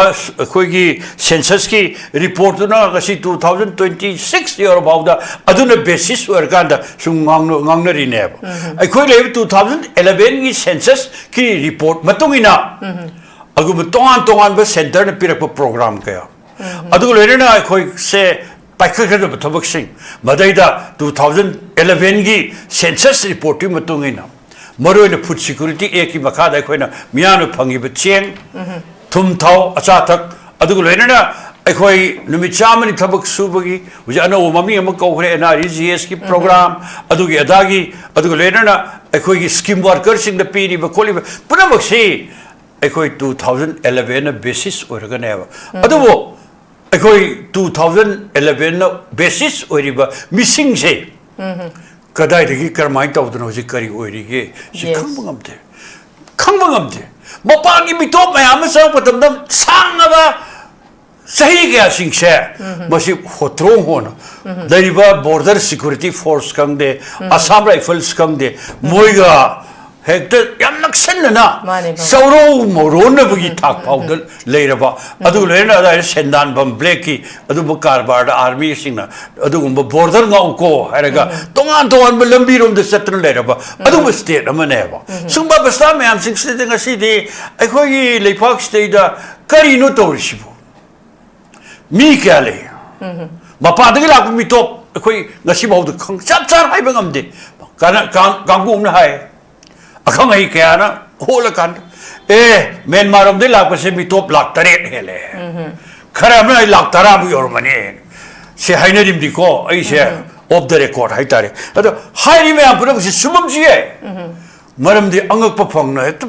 sogri saudon saure ba maram di khun cham sani semule ji kai kalai dei no mapani bito mem aduna laiba sigi maraktane pabung aina pabung ga marak amtang thachaning se masai gi ha chamri dagi ani ta bagi khoi forest khoi gi fencing je border fencing je tawdana leire sida ngai ba sam rifle sing su cookie sing gi adum mi chang jange adugi mathakta hairi ba chigi border maya sida tari ba khoi gi cookie hana khoi gi 1951 dagi changpa cookie sing si ekhoina makhoi gi charon surol se generation by generation je yengba matam da generation mari yeng khala je ba babu adu da su Burma dagi changjal iba sing se babung haidi wari ni babung aigi yumda mi ma changa kanda leiba habi se babung aigi wisdom yaudragadi yagadrene adu na takpadi moi hana 1951 dagi chang aga leiramba sing duna su adum awzananda moi cultural trait manabagi chapcha ye thak manaba adum ba manabagi makhoina su ayaba pibagi hairiba akhoi unrecognized village sing se paktakna na sandorok pangamba se hana gi 1951 da changakpa sing ji gi su khut yaude habadi yaro Laisa sini be man Iberian summe. But the kind of area Karada was border fencing to only have per se. Must border fencing to be Aroy and Singi Kambu Karana, Ayet pocket over Kara, pepper the kind of Uri share. But here my exchange with the Men Marom Tangba. Other India Manu Haitare, Manipur Manu, Anisi Marak say the a quite lanary be young Kai PMC. Men Mar the Su Bagi Imung Manu Sando Labor. mari mata adu rena khoi manipur mang nu imung manu mari mata sando leiba aina khoi matam do okrul da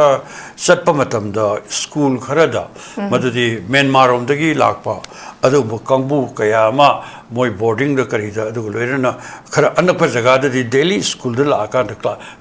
like tam yawri ba sina sima kaya singse adu border leiba manungi leiba machak mayam singse masi sangna pura puri hundok tan thamamnina madun maram warkanda ani imung amadon pura legi dagi fencing ga tor akanda di madoi khoi leinariba imung manungi leinariba mari si manghradra gari ki sana boarding khoi border fencing yaroi gaiba achauba ayet pa kaya so khoi piba mayam thingnari sina ado pura makse masi matam chana sahibiri 1951 haiba se hujik NRC setter pa afam se lakpa tangai phadana 1951 dagi beziar ofam se tangai phan thoe maram di kai no ibo adwai dagi ni maduda mayam paktak nan sakis akhoi gi khun oiramba mafam kaya ma akhoi manung adu yellow mi kaya na khunda jaramba mafam kaya singse mapanagi thomjalak kaya mana pura puri occupy toro legi mafam kaya singse lobjik leire adu suma ki mayam singse masi yam sangna matam matam gi sarkar singduna karim ta thoidan lak pura puri thadok ai matam da Soviet Union da mangarak salure satpas kamai tawgebo akhoi Bharat की passport Indian passport सिंगाक्तरी यादे और Russia your बतुंगदा अखोई से खुद Moina अतै country सिंग चले को सब माने अदुदि मोइ ओइ पासपोर्ट मा बदु हेक पीदरी गइदि अखोई जे निमित मंगा तरुनी तरेनी भाव अखोई मपान थोक्तरा लेबि यावे याम सेक्शन ले मपानी मितो मलाकदा अदु याम टेम्पररी ओइबा अदु टूरिस्ट वीजा पारग लाइबा कोई निमितरा मरी मंगानी हेन लेबा पंजाब दसु अखोई से मतम 10 रुपए तो मत मपान की फॉरेनर नि हाइबदु चात चाना साखिना खंगनबि दमक कोई चे सांग अदु पाइधरि मपान थो या दे कोई मणिपुर जु कई दो अतै कंट्री में आई चलुरे कंट्री मोर देन 40 है आई चलुरे बा अदो अखोई मणिपुर दो ओरि फिल्म से करी नो सेने सही नहान मुछ हाइजगर बन खले इवन युमनो नरिबा मिजोराम म्यांमार ने मी संगेलक पसे सिखर यामनि थिन चेक तो सा को मतम दे रिकॉर्ड तो खोइ से कई दौरी काइम तो दरे पूरा फ्री था दो एबा ऐ हाइजगरी दुनी मपान दगी Lakpa Myanmar दगी Lakpa cookie कयामा MLA का गरे मंत्री होय गरे सिन सिंग याम सिंग अदु तोन तोन lam kaya da moi adu khusang yam sathina sandu e adu basi ko no thamuk te khoi lenga pai bu kamu nu kari pai khale ngasi gram laure na NRC akhoi census ki mamang da akhoi pangthok pa se akhoi support tawi adu support ai du ya ponte maduri ngasi mi am hori se sai da akhoi support tawi अदु तवी गाय hockey वादुरी यारो चप चप थबक सिपाई दरी यारो मणिपुर से सि मरु ओइना मिटोप न अदु लैंग्वेज की बदगी अखोई की स्टेट से मई होना साक पतंजा दु ओइदोरे हुजिक तौरकदो थौ मयाम सिंजी हुजिकते याम लाइन तवी यारो NRC चनर को होना मतमदा अदो अखोई से लाइक ए वर्ड मदु थौ तो खोइ तंगाई फस हुजिक दरकार ले रे अदना अइना फर्स्ट राउंड सिदा थमजनिगी सैगी ओइना मरु ओइना अखोई खुदकता NRC की थबक से सेंटर ना नगाई साखि बसिंग MLA खर संग रे दुसु रूलिंग मोय मसे नमतनी ए नोय हाइदु कई तोर फनी कइदो सिगे अदो अखोई NRC सना लो हाइ से तानर कान खर तो होरगे सना लगे हाइ वखन से होम मिनिस्टर सु खल होरद अदगी नरा नान चलुब श्री बीरेन लितो कामबु खन होरद अखोई की स्टेट लेंगा की चीफ मिनिस्टर ना अखोई सपोर्ट तवी ना हाइ रे अदोर दे अखोई कई दुख सिगे हाइ सेंटर खन होरद ने इरांग खर होरिसे ए मयाम खर होरिसे माय तोक्सगिनी मराय तोक्सगिनी अदु तौर खरब ना नेमजगिनी हाइद्रे सुम अदु मथक्ता ngasi di खर कन ngang go खोलुबा अदु मयाम सिंगसे अखोई madu mayim the paba khotpa adu toge khotke hai but koi tan tan amna sing madu ke shu be yaro pha je ne thambai se ai bu su pha je ne thambi parani da na khallabani hujikti kari du paile dei bak se khoi bi pura mu loi ngore ba oi am issue je thon ba karan invite tawe sarkar se invite tawe issue invite tawe jabne issue ba ton tawe jabne ke joi ba ton to dori no Pasai maa da koi nandon hai ki dana. Migi wakaf board ki member da bo ko. Migi Rajya Sabha ki MP ni. Aduni adani dana maagi jati ki sunata ba. Migi Muslim Mission Housing. Woi ba wakaf board se da. Mai hafsal isi kari. Yes. Adu batakta MP se karano BJP. BJP se karano ki adu ba political wing no. Hai gadi RSS ki political wing ne ba. Adu oitar de ai da yam explain to jadraga su Muslim Islam Housing ka quite thang sanab city RSS ka Muslim Islam Housing ne ba. Adu RSS ki mission oi ba MP ma bo kaido bogi Migi wakak board ki member thazil inova. Si may hon ada kasi nilong da mi lising da ni hori se. Ada ki kasi taw pau da kano da koi moirangi kokta da mayam hori. Ate hora ni. Boy saure. Migi dharma ki thabakta. Yam freely maning tam na moi mana India ki adu secular policy ki manung da mana setting ba koi ki lining laishon but maning tam success no maduda yamna political ocean dana maduda board manung daga koi ki MP ni adu lena BJP ki president ni RSS ki adu bayam hena moi board manung da thousand batar bade moi tawning ma tawbiya ro bade khor control tawna gi film da sa thousand badong tawri se masi yam aran ba tabak ne suba aran ba kya sing sina mai mapam kya da aran ba makan ni sum tawba aina toy do ro pham sin law je khre mi gi tari hom da gi 2023 thokpa am sathi ba adu ba lan pham sibo na lu shaladi ekoi le pak si khre ing moi do loi be ab gi lambi du di sarkar su khang adu mo ta sum engine ba sum adu mai ho sum engine ba sum hon ba na ha mo hon tor ga ado khoi Manipur ki tapaki naro lalo bo kamu sing se lo shalage adu chin ku ki narco terrorist kamu sing sin ra takhai lage adu ni agadra ba Manipur da tapaki lamgi naro lalo bo kamu sing sina lal hor sibo kaido boino no mai wat pe ro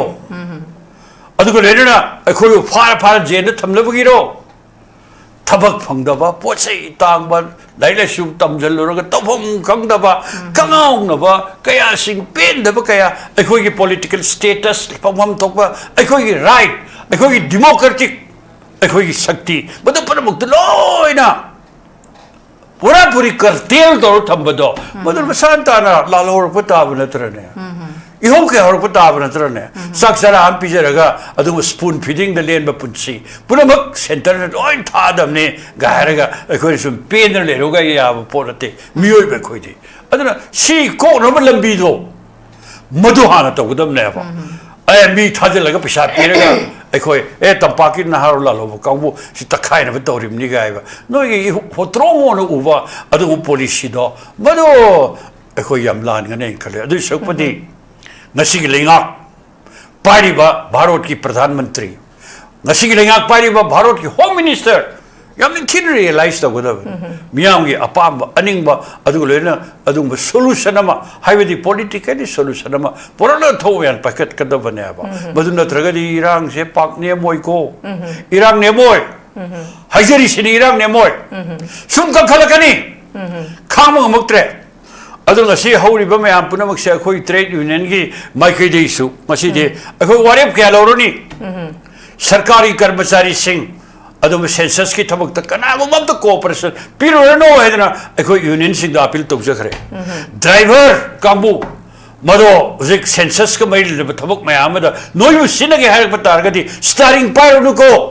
hai wa fa mai khoi adu ba khoi appeal to ho gre loina khoi oja singh oja singh akhoi oja gi union mayam le madu da karigumba akhoi census ka mari le ba adu ma thabak kaya ma sinar patar ga di madu yoroi ko हाइबा वारेप लेखरे अतै तोन मयामा state government की central government की कर्मचारी मयामा मदो अखोई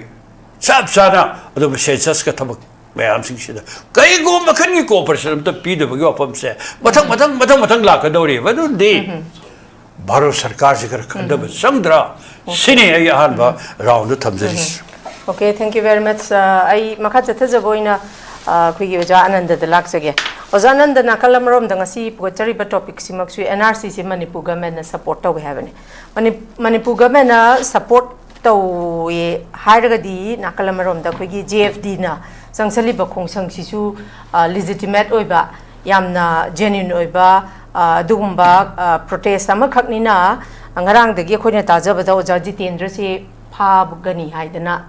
तानबगी FIR पानबगी केनो मसु फंगजै को अदुइबे तारगदी ओजा जितेंद्रना तौरिबा जेएफडी ना चंगसलिबा खोंसंगसी एनआरसी की खोंजंगसी द थौ पुबिरिबा अदुम्बा कन्वेनर मा ओबिरिबा ओजा जितेंद्रबु फानी हारगदी सोमदा अमुक एनआरसी से सपोर्ट तौर हारगदी ओजा कंट्राडिक्टरी ओइद्रो ओइको अदुदा नतना अमुक अदुइ तारगदी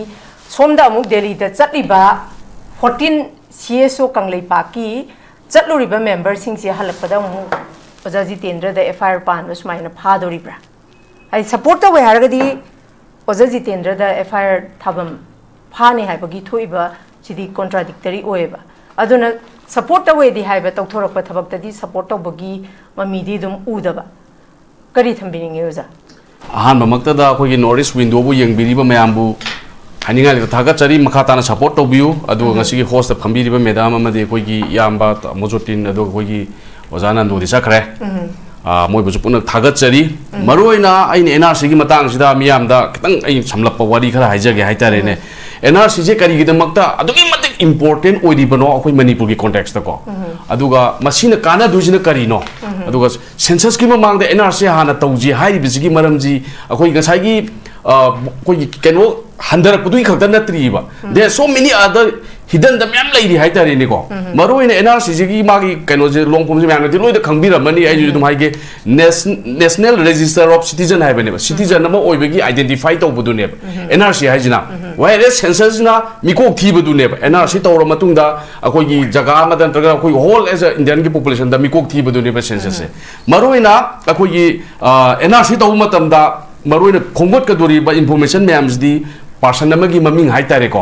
मागी ममा मपा नत्रग नुपा दुगी नुपी नुपा को अदगी मागी नेशनलिटी मागी सेक्स को अदगी एज marital status अदगी occupation and other particular something खरा लेरंगवनी हाइतारेने मसी करिगिदमक्ता मणिपुर ख्वाइ मरुओइना म्यामना ngasa NRC तौददी अदु तौददी न सुम हाइनरि जि मरमजे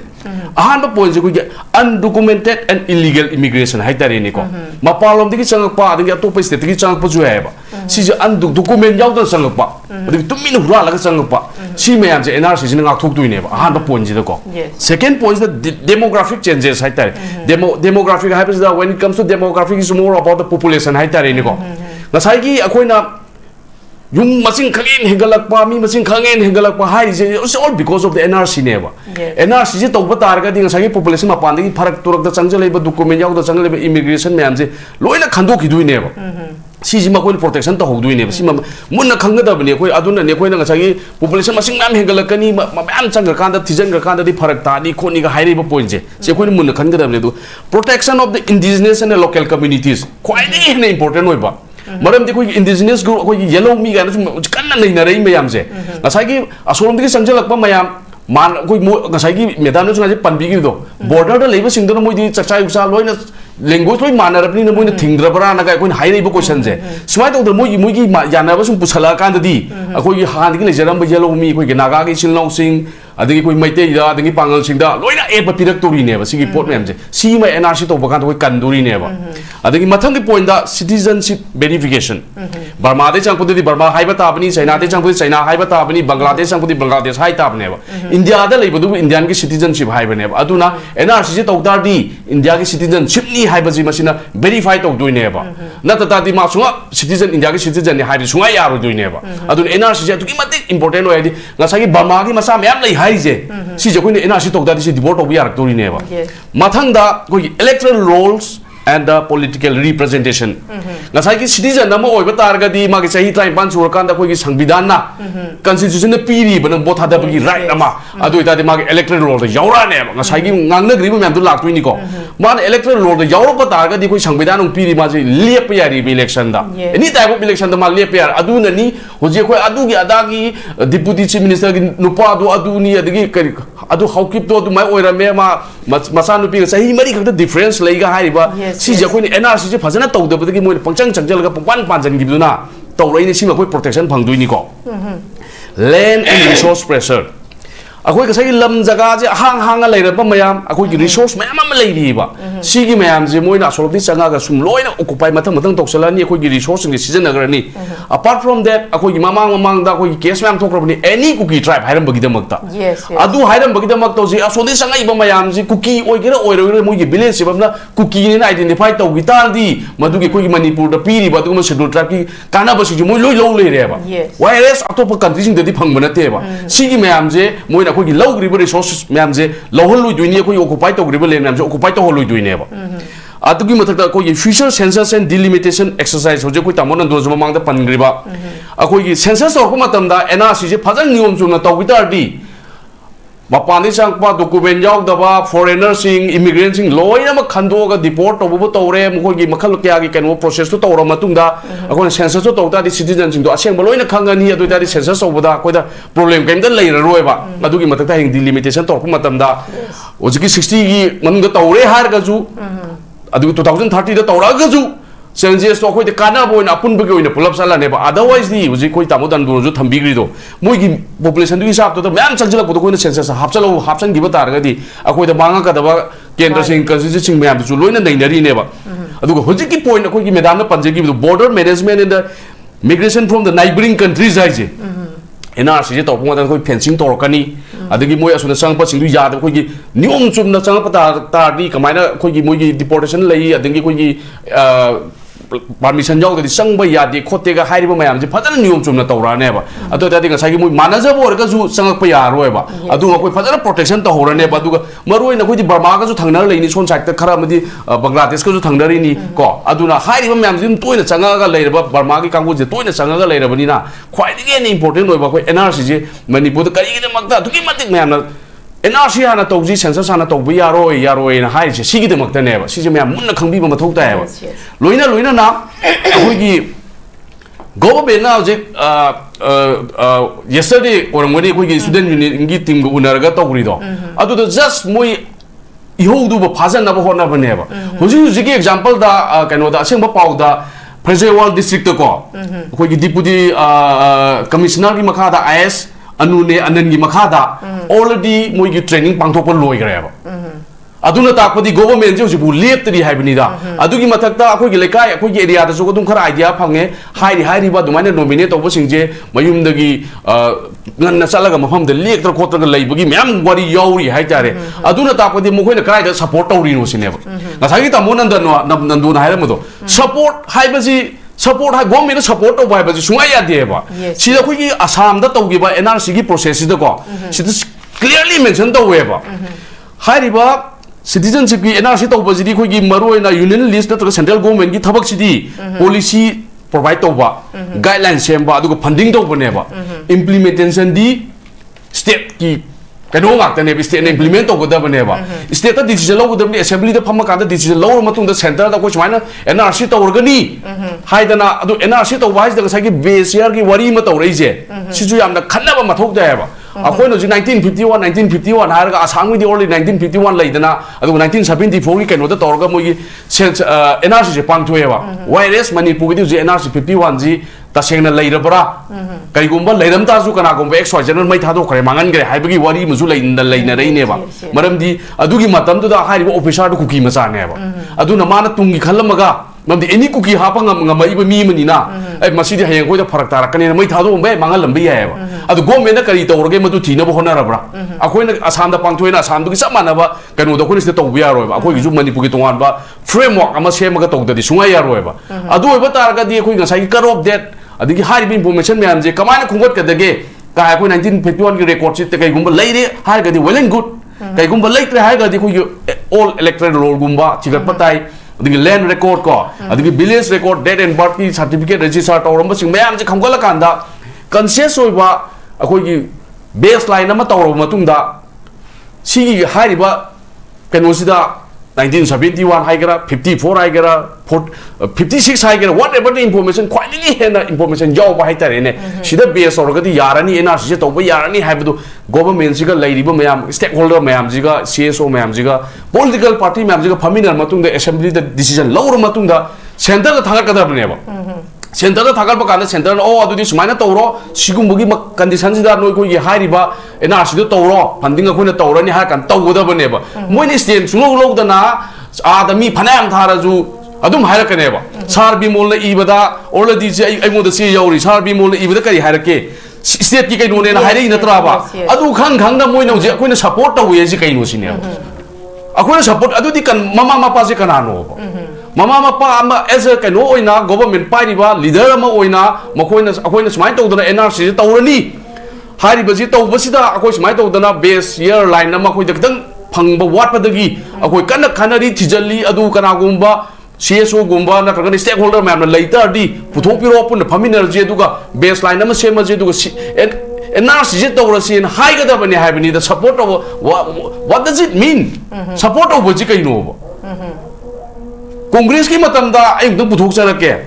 Congress ki matam da district khaidok pirami moina district khaidok ba matam da population hingali hingati ju matam du khanga bane ba moina haidro district se yam keno to population se yam khalpoi matungina akhoi da management warak padagi management nuaina bani haiduna district haidoi ni haine ba adui matam do kangpuk pi da district macing kam hengalake adungi hai riba jaga sing do da macing kam hengalake moi already moi information oi leira bane ba adui matam da public ta haibi da khangan bi da maitai amagi yellow mi amagi naga ama oi bagi pangan gi kanna bagi damak to honaram da ba koi gi political leader ngak tane bu jing leiri myam je moi jine leiri gi hujik su dum hai ge ba moi na phanna hai janu phanna to junu moi na hujik vote kana ba khakte ni moi honari je moi jadi NRC is not necessary adu NRC gi kaino ju khangde importance ju khang banate ba NRC to mayam na NRC to je law je moi ka ju khang moi ba moi ji kai do wi government na pidarak pa lising tara gi scheme adangi all as pencil scheme department da salaga moi na loksal ani mo khoi na pi ba gi ta ta mayum da program silani aduga mkhoni ye thokani lupa lising tara gi scheme do lising tara nate lising kunmanga am chu pirak kini hai adu singat kada bani hai adubu kangu mane lising tara do government na free da pira bani women empowerment gidini hai ba do mkhoni ulta da torga board ki kanu decision ari nungdang da maira pai bi sing na chala ga form thajali aina haijaning badi hai ri ba maira pai bi sing do aduna mapukchen sengaba mama laiba punung siraba manipur kan ba pama ba akoi lising tara adu pamde lising tara do akoi da pb gno du sokpudi idp leiriba singdo adu da mokoi da pbu land da mathwai kat khiba family war ga leiriba singdo adu da pithok bigo akoi lising tara adu pamde adu gi sorpudi NRC tawbuda mayam na lauriba NRC tawna bo honna bada achang ma paisa do adu do ni sijina biona imai bil jinjina mapam famde laubira ba government ju kisi tawbanga moi namdan NRC tawgani adu tawg da bida ji board khom dana leiragadi adumak manipur hani gim da handagan haibiu haidi sigi matang sida ai hojik pesa yen bagi khot bagi khoi gi sigumba se influence til oin taw gra have sidi right ima kai thel influence pura taw braban adegi matam amagi akhoi gi yam sieng na leiramba ima meira pai bising mai magi lo influence taw braban lai khrabani adugi mathaksida hojik se amuk NRCC if karigumba lakadori election sina karigumba tasengna mak pangthok kadaba oiba targadi NRC se election gi habidi political tools amu oina mu sizinaba manbagi mambi makhakne batare ise absolutely 100% right adu mangni mo ni sizinari je government na pidar point scheme di is for women empowerment haibane ba self group semo oi da thau phajana tawro paisa khar pidar pajina no khoi gi sinpham ma torgo no hingna hona jo haibane ba do especially laira ba kana hanna yemda lejadra ba adugun loba mi singdo no self group to semaga paisa tanjau haibane ba wires in khoi gi ji manipur da thoi jidi MLA minister gi khangna ba mi gi Masha pai babo oro mabo oro magi mi du ngak tene hapsan dari je sidi para political gi tulla mo ina season ara bane ba sidi no doubt mapam khudi makta ꯃꯐꯝ ꯈꯨꯗꯤꯡꯃꯛꯇꯁꯨ platform ꯈꯨꯗꯤꯡꯃꯛꯇꯁꯨ ꯃꯤꯅ ꯉꯥꯡꯅꯔꯕꯅꯤ ꯑꯩꯈꯣꯏꯅ control ꯇꯧꯕꯗꯤ ꯉꯝꯕ ꯅꯠꯇꯦ ꯁꯤꯒꯤ ꯄꯣꯠꯁꯦ ꯇꯧꯕꯗꯕꯨ ꯑꯩꯈꯣꯏꯅ ꯍꯥꯏꯖꯅꯤꯡꯉꯤꯁꯤꯅ ꯂꯧꯕ ꯆꯠꯂꯤꯕ ꯏꯃꯥ ꯏꯕꯦꯜꯁꯤꯡꯗꯣ ꯑꯗꯨꯅꯦꯕ ꯑꯩꯅ ꯃꯣꯏꯗ ꯌꯥꯝꯅ ꯍꯥꯏꯅꯤꯡꯉꯤꯕ ꯀꯣꯏꯁꯟꯁꯦ ꯂꯨꯄꯥ 10,000ꯗꯨꯅ ꯃꯈꯣꯏꯒꯤ ꯄꯨꯟꯁꯤꯗꯨ ꯍꯤꯡꯕ ꯌꯥꯔꯗ꯭ꯔꯥ ꯃꯅꯤꯄꯨꯔꯁꯨ NRC ꯇꯧꯗꯅ ꯁꯦꯟꯁꯁ ꯇꯧꯁꯟꯈ꯭ꯔꯀꯥꯟꯗ ꯑꯩꯈꯣꯏꯒꯤ ꯌꯦꯜꯍꯧ ꯃꯤꯁꯤꯅ ꯍꯌꯦꯡ ꯄꯨꯊꯅ ꯂꯩꯔꯀꯥꯟꯗ ꯍꯥꯏꯔꯤꯕ ꯃꯌꯥꯝꯁꯦ ꯇꯧꯕ ꯌꯥꯒꯗ꯭ꯔꯥ ꯑꯗꯨ ꯁꯛꯄꯨꯗꯤ ꯚꯣꯠꯇꯨꯗꯤ ꯀꯣꯟꯅ ꯇꯧ ꯑꯄꯥꯝ ꯑꯄꯥꯝꯕꯗ ꯊꯥꯗꯖꯧ ꯇꯧꯕꯗꯕꯨ ꯍꯧꯖꯤꯛꯀꯤ ꯁꯤꯆꯨꯋꯦꯁꯟꯁꯦ ꯊꯣꯛꯂꯛꯑꯒ ꯃꯌꯥꯝ ꯄꯨꯟꯅ ꯍꯧꯖꯤꯛꯁꯤꯗꯤ ꯌꯥꯝꯅ ꯋꯥꯔꯦ ꯍꯥꯏꯇꯥꯔꯦꯅꯦ ꯃꯃꯥꯡꯒꯤ ꯑꯅꯗꯔ 6-7-1 yearꯒꯤ ꯃꯃꯥꯡꯗꯗꯤ ꯀꯩꯒꯨꯝꯕ ꯑꯃ ꯊꯧꯗꯣꯛ ꯑꯃ ꯊꯣꯛꯄꯗ ꯃꯤ ꯃꯣꯕꯤꯂꯥꯏꯖꯦꯁꯟ ꯇꯧꯕꯁꯦ ꯌꯥꯝ ꯂꯩꯔꯝꯃꯦꯕ ꯍꯧꯖꯤꯛꯇꯤ ꯚꯣꯠꯀꯤ ꯃꯇꯥꯡ ꯂꯥꯛꯈ꯭ꯔꯕꯅꯤꯅ ꯃꯥꯒꯤ ꯃꯤ ꯐꯥꯖꯅꯗꯅ ꯂꯣꯏꯅ ꯊꯝꯅꯈ꯭ꯔꯦ ꯑꯗꯨꯅ ꯊꯣꯛꯍꯟꯗꯕꯤ ꯀꯣꯡꯒ꯭ꯔꯦꯁꯀꯤ ꯑꯒꯦꯟꯁꯇ ꯉꯥꯡꯒꯗꯕ ꯑꯣꯏꯇꯥꯔꯗꯤ BJPꯒꯤ ꯃꯤ ꯌꯥꯎꯕ ꯌꯥꯗ꯭ꯔꯦ ꯈꯟꯅꯔꯛꯇꯣꯔꯤꯅꯤ BJPꯒꯤ ꯑꯒꯦꯟꯁꯇ ꯉꯥꯡꯒꯦ ꯍꯥꯏꯇꯥꯔꯗꯤ ꯀꯣꯡꯒ꯭ꯔꯦꯁꯀꯤ ꯃꯤ ꯌꯥꯎꯕꯗ ꯈꯟꯅꯔꯛꯇꯣꯏꯅꯤ ꯁꯤꯒꯨꯝꯕ ꯄꯣꯂꯤꯇꯤꯀꯦꯜꯒꯤ ꯗꯤꯚꯥꯏꯠ ꯇꯧꯔꯛꯄꯁꯤꯅ ꯑꯩꯈꯣꯏꯗ ꯌꯥꯝ ꯁꯣꯏꯔꯤꯕ ꯑꯗꯨꯒꯤ ꯃꯊꯛꯇ ꯑꯩꯅ ꯍꯧꯖꯤꯛ ꯄꯥꯜꯂꯤꯕ ꯁꯔꯀꯥꯔꯁꯤꯒꯤ ꯌꯥꯅꯤꯡꯗꯕ ꯃꯌꯥꯝ ꯂꯩ ꯍꯥꯏꯇꯥꯔꯦꯅꯦ ꯄ꯭ꯔꯖꯥ ꯃꯤꯌꯥꯝꯁꯤ ꯃꯣꯏꯅ ꯌꯥꯝꯅ ꯄꯪꯉꯦꯅ ꯈꯜꯂꯤꯌꯦꯕ ꯉꯁꯤꯒꯤ ꯑꯩꯈꯣꯏꯒꯤ ꯔꯣꯗ ꯇ꯭ꯔꯤꯞꯁꯤꯁꯨ ꯑꯅꯗꯔ ꯋꯦꯅꯦꯕ ꯃꯣꯏꯅ ꯄꯤꯄꯜꯗ ꯕ꯭ꯂꯞ ꯇꯧꯔꯤꯕ ꯄꯪꯕꯅꯦꯅ ꯈꯜꯂꯤꯁꯤꯕꯣꯕ ꯀꯩꯁꯨ ꯀꯥꯏꯗꯦ ꯋꯦꯜ ꯑꯦꯟ ꯒꯨꯗ ꯒꯣꯚꯔꯟꯃꯦꯟꯠꯅ ꯁ꯭ꯇꯦꯛ ꯍꯣꯜꯗꯔ ꯃꯌꯥꯝ ꯆꯠꯇꯅ ꯁꯣꯠꯇꯅ ꯋꯥꯔꯤ ꯁꯥꯟꯅꯗꯅ ꯈꯣꯠꯅꯗꯅ ꯇꯧꯔꯤ ꯃꯌꯥꯝꯁꯤꯗꯤ ꯏꯠꯁ ꯑꯣꯜꯋꯦꯁ ꯒꯨꯗ ꯄꯤꯁꯀꯤ ꯃꯇꯥꯡꯗ ꯑꯗꯨꯕꯨ ꯃꯣꯏꯅ ꯆꯠꯅꯕ ꯍꯣꯠꯅꯔꯤꯁꯤꯁꯨ ꯑꯅꯗꯔ ꯒꯨꯗ ꯊꯤꯡꯅꯦꯕ ꯑꯩꯈꯣꯏꯒꯤ ꯌꯥꯝꯅ ꯍꯦꯟꯅ ꯏꯝꯄꯣꯔꯇꯦꯟ ꯑꯣꯏꯔꯤꯕꯁꯤꯡ NRCꯒꯤ ꯃꯇꯥꯡ ꯃꯤ ꯍꯥꯠꯄ ꯍꯧꯖꯤꯛ ꯅꯥꯒꯥꯒꯤ ꯇꯔꯨꯛ ꯍꯥꯠꯈꯤꯕꯒꯤ ꯁꯣꯟꯗ ꯁꯥꯗꯅ ꯂꯩ ꯑꯗꯨꯒꯤ ꯃꯤ ꯍꯥꯠ ꯄꯨꯊꯣꯛꯄ ꯉꯝꯗ꯭ꯔꯤꯕ ꯁꯤꯒꯨꯝꯕ ꯃꯌꯥꯝꯁꯤꯗꯤ ꯍꯦꯟꯅ ꯄ꯭ꯔꯥꯏꯌꯣꯔꯤꯇꯤ ꯄꯤꯍꯟꯅꯤꯡꯉꯤ ꯍꯥꯏꯇꯥꯔꯦꯅꯦ ꯁꯤꯒꯨꯝꯕ ꯃꯌꯥꯝꯁꯦ ꯍꯦꯟꯅ ꯑꯦꯗ꯭ꯔꯦꯁ ꯇꯧꯍꯟꯅꯤꯡꯉꯦꯕ ꯑꯩꯗꯤ ꯑꯗꯨ ꯅꯠꯇꯕꯤꯗ ꯁꯤꯁꯨ ꯏꯝꯄꯣꯔꯇꯦꯟꯅꯦꯕ ꯌꯥꯝꯅ ꯍꯧꯖꯤꯛꯀꯤ ꯇꯉꯥꯏ ꯐꯗꯅꯗꯤ ꯑꯁꯤꯗꯤ ꯌꯥꯝꯅ ꯏꯝꯄꯣꯔꯇꯦꯟ ꯅꯠꯇꯦ ꯈꯜꯂꯤ ꯃꯔꯝꯗꯤ ꯑꯩꯈꯣꯏꯒꯤ ꯇꯥꯃꯣꯅꯁꯨ ꯉꯁꯥꯏ ꯍꯥꯏꯈꯤꯕꯗꯣ ꯃꯣꯔ ꯗꯦꯟ ꯑꯩꯈꯣꯏ ꯆꯍꯤ 10-15ꯁꯦ ꯑꯗꯨꯝ ꯁꯐꯔ ꯇꯧꯔ ꯂꯥꯛꯑꯕꯅꯦꯕ ꯑꯦꯅꯤ ꯇꯥꯏꯝꯗ ꯑꯗꯨꯝ ꯕ꯭ꯂꯣꯀꯦꯠ ꯇꯧꯔꯛꯑꯅꯤ ꯏꯁꯨ ꯑꯃꯒꯤꯁꯨ ꯑꯗꯨꯝ ꯕ꯭ꯂꯣꯀꯦꯠ ꯇꯧꯔ ꯑꯩꯈꯣꯏꯗꯤ ꯑꯗꯨꯝ ꯇꯧꯔ ꯂꯥꯛꯑꯕꯅꯦꯕ ꯁꯤꯗ ꯑꯩꯈꯣꯏꯅ ꯍꯦꯛꯇ ꯍꯥꯡꯗꯣꯛꯑꯦꯒ ꯍꯥꯏꯔꯒ ꯑꯩꯈꯣꯏꯅ ꯍꯔꯥꯎꯒꯗꯕ ꯅꯠꯇꯦ ꯍꯥꯏꯕꯅꯤꯗ ꯒꯣꯚꯔꯟꯃꯦꯟꯠꯅ ꯑꯗꯨ ꯈꯪꯕꯤꯒꯗꯕꯅꯤ ꯊꯕꯛ ꯇꯧꯕ ꯃꯇꯝꯗ ꯄꯕ꯭ꯂꯤꯛꯀꯤ ꯁꯦꯟꯇꯤꯃꯦꯟꯠꯁꯤꯁꯨ ꯌꯥꯝꯅ ꯃꯨꯟꯅ ꯌꯦꯡꯒꯗꯕꯅꯤ ꯚꯣꯠ ꯈꯛꯇꯒꯤ ꯈꯜꯂꯒ ꯊꯕꯛ ꯇꯧꯔꯗꯤ ꯃꯥꯏ ꯄꯥꯛꯑꯣꯏ ꯑꯩꯈꯣꯏ ꯃꯅꯤꯄꯨꯔ ꯃꯨꯠꯈꯤꯅꯤ ꯑꯗꯨꯒ ꯑꯩꯈꯣꯏ ꯃꯤꯅꯥꯏ ꯑꯗꯨꯝ ꯑꯣꯏꯍꯧꯅꯤ ꯑꯣꯖꯥꯅꯟꯗ ꯑꯩ ꯋꯥꯍꯪ ꯑꯃꯇꯪꯒ ꯉꯁꯥꯏꯒꯤ ꯑꯩꯅ ꯍꯥꯏꯖꯕꯗꯣ ꯍꯣꯏ ꯍꯥꯏꯕꯗꯤ ꯂꯩꯉꯥꯛꯅ ꯁꯄꯣꯔꯠ ꯇꯧꯋꯦ ꯍꯥꯏꯔꯒꯗꯤ ꯑꯣꯖꯥ ꯖꯤꯇꯦꯟꯗ꯭ꯔ FIR ꯄꯥꯜꯂꯤꯁꯦ ꯌꯦꯁ ꯑꯗꯨ ꯑꯣꯏꯇꯥꯔꯗꯤ ꯆꯪꯉꯤꯕ ꯗꯦꯜꯂꯤꯗ ꯆꯪꯉꯤꯕ ꯃꯣꯏꯁꯦ ꯑꯃꯨꯛ ꯄꯥꯟꯗꯣꯔꯤꯕ꯭ꯔꯥ ꯁꯤꯅꯦꯕ ꯀꯣꯟꯇ꯭ꯔꯥꯗꯤꯛꯇꯔꯤ ꯊꯤꯅ ꯑꯣꯏ ꯍꯥꯏꯕ ꯑꯣꯏ ꯀꯔꯤ ꯆꯨꯝꯃꯦ ꯃꯁꯤꯁꯦ ꯑꯩꯈꯣꯏꯅ ꯑꯗꯨꯅꯦ ꯑꯩꯈꯣꯏꯅ ꯉꯁꯥꯏꯒꯤ ꯇꯥꯃꯣ ꯅꯟꯗꯣꯅꯁꯨ ꯍꯥꯏꯗꯤ ꯈꯤꯇꯪ ꯑꯩꯈꯣꯏ ꯇꯥꯃꯣꯅꯁꯨ ꯀꯟꯅ ꯉꯥꯡꯉꯒꯗꯤ ꯍꯦꯛꯇ ꯄꯨꯂꯤꯁꯅ ꯐꯥꯏ ꯈꯣꯠꯂꯤꯒ ꯍꯥꯏꯔꯤꯕ ꯉꯁꯥꯏꯒꯤ ꯏꯍꯧꯁꯦ ꯃꯨꯚꯃꯦꯟꯠꯁꯦ ꯃꯣꯏ ꯀꯃꯥꯏꯅ ꯇꯧꯅ ꯗꯥꯏꯚꯔꯠ ꯇꯧꯒꯗꯒꯦ ꯍꯥꯏꯁꯦ ꯃꯣꯏ ꯃꯈꯟꯅꯦꯕ ꯃꯣꯏꯅ ꯌꯦꯡꯉꯤꯁꯦ ꯍꯧꯖꯤꯛꯀꯤ ꯇꯥꯃꯣ ꯖꯤꯇꯦꯟꯗ꯭ꯔꯁꯦ ꯁꯤ ꯊꯥꯖꯜꯂꯦ ꯍꯥꯏꯔꯒꯗꯤ ꯑꯇꯣꯞꯄ CSO ꯈꯒ ꯄꯤꯛꯄꯁꯤꯡꯁꯤꯗꯤ ꯍꯟꯈꯤꯅꯤꯒ ꯍꯥꯏꯕꯒꯤ ꯋꯥꯈꯟꯗ ꯃꯣꯏꯅ ꯈꯜꯂꯤꯅꯦꯕ ꯑꯗꯨꯒꯤ ꯃꯊꯛꯇ ꯃꯤꯁꯦ ꯃꯣꯔꯦꯜ ꯗꯥꯎꯟ ꯇꯧꯍꯜꯂꯤꯅꯦ ꯍꯥꯏꯇꯥꯔꯦ ꯑꯗꯨꯅꯅꯦ ꯑꯩꯅ ꯉꯁꯥꯏ ꯃꯃꯥꯡꯗ ꯍꯥꯏꯖꯈ꯭ꯔꯤꯗꯣ ꯃꯅꯤꯄꯨꯔ ꯒꯣꯚꯔꯟꯃꯦꯟꯠꯅ ꯁꯦꯟꯁꯁ ꯁꯄꯣꯔꯠ ꯇꯧꯋꯦ ꯍꯥꯏꯕꯁꯦ ꯁꯨꯡꯇꯧ ꯇꯧꯗꯦ ꯀꯔꯤꯒꯨꯝꯕ ꯃꯣꯏꯅ ꯇꯧꯒꯦ ꯈꯜꯂꯗꯤ ꯃꯣꯏꯅ ꯑꯩꯈꯣꯏꯅ ꯁꯦꯟꯁꯁ ꯇꯧꯋꯤ ꯁꯣꯔꯤ NRC ꯇꯧꯒꯅꯤ ꯍꯥꯏꯕꯁꯦ ꯍꯥꯏꯒꯗꯕꯅꯦꯕ NRCꯗ ꯁꯄꯣꯔꯠ ꯇꯧꯋꯤ ꯍꯥꯏꯕ ꯋꯥꯍꯩꯁꯤꯗꯤ ꯃꯣꯏꯅ ꯁꯨꯡ ꯁꯤꯖꯤꯟꯅꯕ ꯑꯃ ꯊꯣꯛꯇꯦꯕ ꯃꯣꯏꯅ NRC ꯁꯄꯣꯔꯠ ꯇꯧꯋꯤ ꯍꯥꯏꯁꯤꯗꯤ ꯉꯁꯥꯏꯒꯤ ꯃꯣꯏꯅ ꯁꯥꯟꯅꯔꯤꯕꯅꯦꯕ ꯗ꯭ꯔꯃꯥꯁꯦ ꯁꯤ ꯂꯤꯗꯔꯁꯤꯗ ꯑꯃꯨꯛ ꯁꯨꯃꯥꯏꯅ ꯀꯤꯍꯜꯂꯅꯤ ꯑꯇꯣꯞꯄ ꯂꯤꯗꯔ ꯑꯃꯗ ꯁꯨꯝ ꯀꯤꯍꯜꯂꯅꯤ ꯑꯗꯨꯃꯥꯏꯅ ꯇꯧꯔꯒ ꯗꯥꯏꯚꯔꯠ ꯇꯧꯊꯣꯛꯑꯒ ꯃꯤꯁꯤꯡꯁꯦ ꯇꯞꯅ ꯁꯕꯁꯤꯗꯥꯏꯁ ꯇꯧꯊꯣꯛꯅꯕ ꯏꯍꯧꯁꯤꯗ ꯌꯥꯎꯍꯟꯗꯅꯕ ꯍꯣꯠꯅꯔꯤꯅꯤ ꯍꯥꯏꯇꯥꯔꯦꯅꯦ ꯑꯗꯨꯅ ꯑꯩ ꯄ꯭ꯔꯖꯥꯗꯁꯨ ꯑꯗꯨꯝ ꯍꯥꯏꯖꯔꯤ ꯑꯩꯈꯣꯏ NRC ꯇꯧꯒꯅꯤ ꯅꯝꯗꯅ ꯇꯧꯗꯕꯁꯨ ꯌꯥꯔꯣꯏ ꯅꯝꯗꯅ ꯇꯧꯒꯅꯤ ꯑꯩꯈꯣꯏ ꯄ꯭ꯔꯖꯥ ꯃꯌꯥꯝ ꯆꯞ ꯃꯥꯟꯅꯔꯒ ꯆꯠꯃꯤꯟꯅꯒ NRC ꯇꯧꯒꯗꯕꯅꯤ ꯒꯣꯚꯔꯟꯃꯦꯟꯠꯅ ꯑꯩꯈꯣꯏꯒꯤ ꯑꯒꯦꯟꯁꯇ ꯂꯩꯕꯗꯤ ꯁꯨꯡꯌꯥ ꯌꯥꯔꯣꯏ Thank you very much. Loisalakpada ai pabungda ina hangjani thamjanimba wafamse. Pabung hojikse khogi mamangai da di khogi meeting punsinbase yamna lai haibase ozana sudum thambiri. Pabung hojikti yam ware. Kaigino kanda mai magi ko habidi subida phangnari banina machum jana basina maram oiraga dai ai chai thabak to mana happy gi banina khoidi tholakpa yade haidana Sigumagi Kudong Zabagi, Marum Sida, Laibak Sedum, Yontopine, Mayam, and a Taurise. Aduduna, as a senior citizen, a Moina, Pabung. Every Akogi Ima Singsu, low influence, political influence, right Tausalapa. Kaitel Pambisu influence Tausalapa, Maida Pibisu influence Tausalapa, civil society su influence Tausalapagi, Mami Sioza. Pabung aina hajabanate si mipung khudimangna haina dana leirba wahangneba loisalakpada as a senior citizen amoina leibak se kange haiba tarabagadi masida as a akoiji voter amoina akoina pigiba votuna ngasi makoi chahi mangasi gi power se makoina pairibaneba adu bitari leibak semdoke haitaragadi akoina thagakhibane lega leibak semdokpa haibase pabung akoigi khutta leitro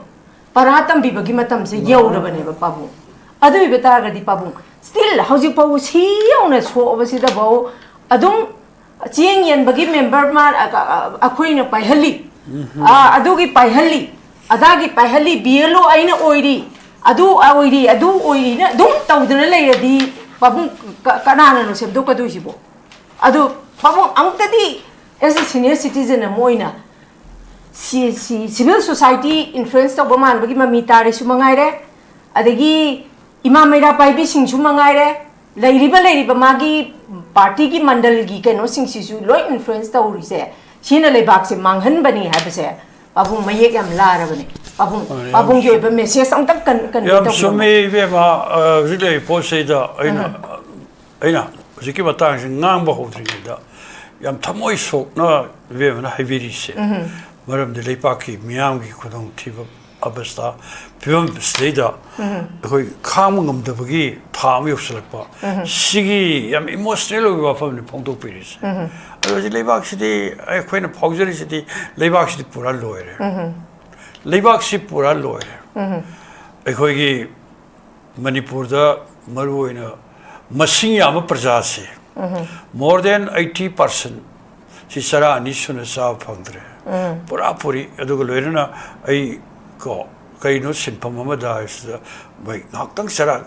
khusuman ketamo phangade na ngaudun satna ba mayam sing sineba soi de kambu umdi sorok si mi chat pe adre karga adu loire na mi khara madi khoi si pura puri achouba building mathon adu crorepati gai khoi manipur adu mapanda leiba अखोगी लेपाक क्या foreign country तो Bavda लमगा लेरगा building सागत पा मी खर दे दम खुद थेक पदा मोय खर गदि याम नुंगाय बे सरग ओले होसि मसिंग याम मियाम की पुंछि हाइने सि पुरमक से अखोय फागुदबदि पैसा जि कराय दे पैसा सि कदाय दे पैसा नो माना सूरगा नोमगा बदग पोथो पुथोक्तना बदगी काना फंगक्तना मदुगी पैसा नत्ते samna hajarabad koi budget ki senpam mayam se manipur da kairiba khoi gi budget center na mapung da thadar pa senyam se budget lut tor ka da moi kharana nuai bane aduna budget senpam lut to gi hai tar di kadai da kana depend tokta matam gi lengak pai ba kangmu sing du da moi da nozor tor ka da adugumba sathaba sen paina bona bo adu ko le kadar fadar pa ma tawdana leiv kamu sing se ngasi khwai le bore political power se kana pai kare drug wala kamu no pai kare political power kana pai kare achoba contractor kamu no pai kare political power kana pai kare yam corrupt oiba kamu me ana political power pai kare political power kana pai kare bureaucrat kamu me ana pai kare ba si shakti se si मंत्री दगी MLA दगी अदुगु लेरेना लेपाक सिगी मियोय खुजोक मचा मखना अखोय पुनमकी ई चुपी ब कांबु सिंगसे मसी मोय दया फंगना भोना बदनी ngors बोला का भोतल पालिसिंग तरा पीनी अदुसु पैसा सेंटर न कारक मौसा दे पैसा से भोट की बतन मर लाई तानबा अरोन लंबी तानबा पैसा दुना अदु भोट फंगना भोने ngasi di डायरेक्ट सेंटर काइथोरप सेंफम से बद सेंटर की शेंगाव दगी पैसा ये लकांदा अदुम शक्ति पाइब वाफम लाए वादनो लई पोस से इन पिजरी मेसेज दी अखोय मिकअप थोक मतम यौरे अखोय मिकअप थोक पई मतम यौरे अदुना ओरेबा बस्ता क्या सिंगसे दगसी अखोय ओरेबा बस्ता सिंगसे मसवाइदा यम थौना लेना यम निंगजे लेना अखोय थेंगनबगी तंगाई फदब ले थौना लेना थेंगनबगी दरकार ले भारत की निंगतम इहोदा अफाव मियोय कयाम थेना करे सरदार भगत सिंह कया थौना ले मा सही कुलुम दोइदने फारसी तौर हाथ करसी यम नहाने मा जेल दे ले रे थमे मा बिचार चथरी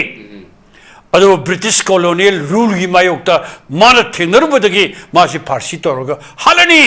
हाइबसे फारसी सगाई कादौरे बिसे मा खंगे अदुबो माना जेल मनुंग लेरिगेदा तोवान बे लारिक मयामा ꯍꯥꯟꯅ ꯃꯥ ꯌꯥꯝ ꯇꯦꯔꯣꯔꯤꯁꯀꯤ ꯋꯥꯈꯜꯂꯣꯟꯗ ꯆꯠꯂꯝꯃꯦ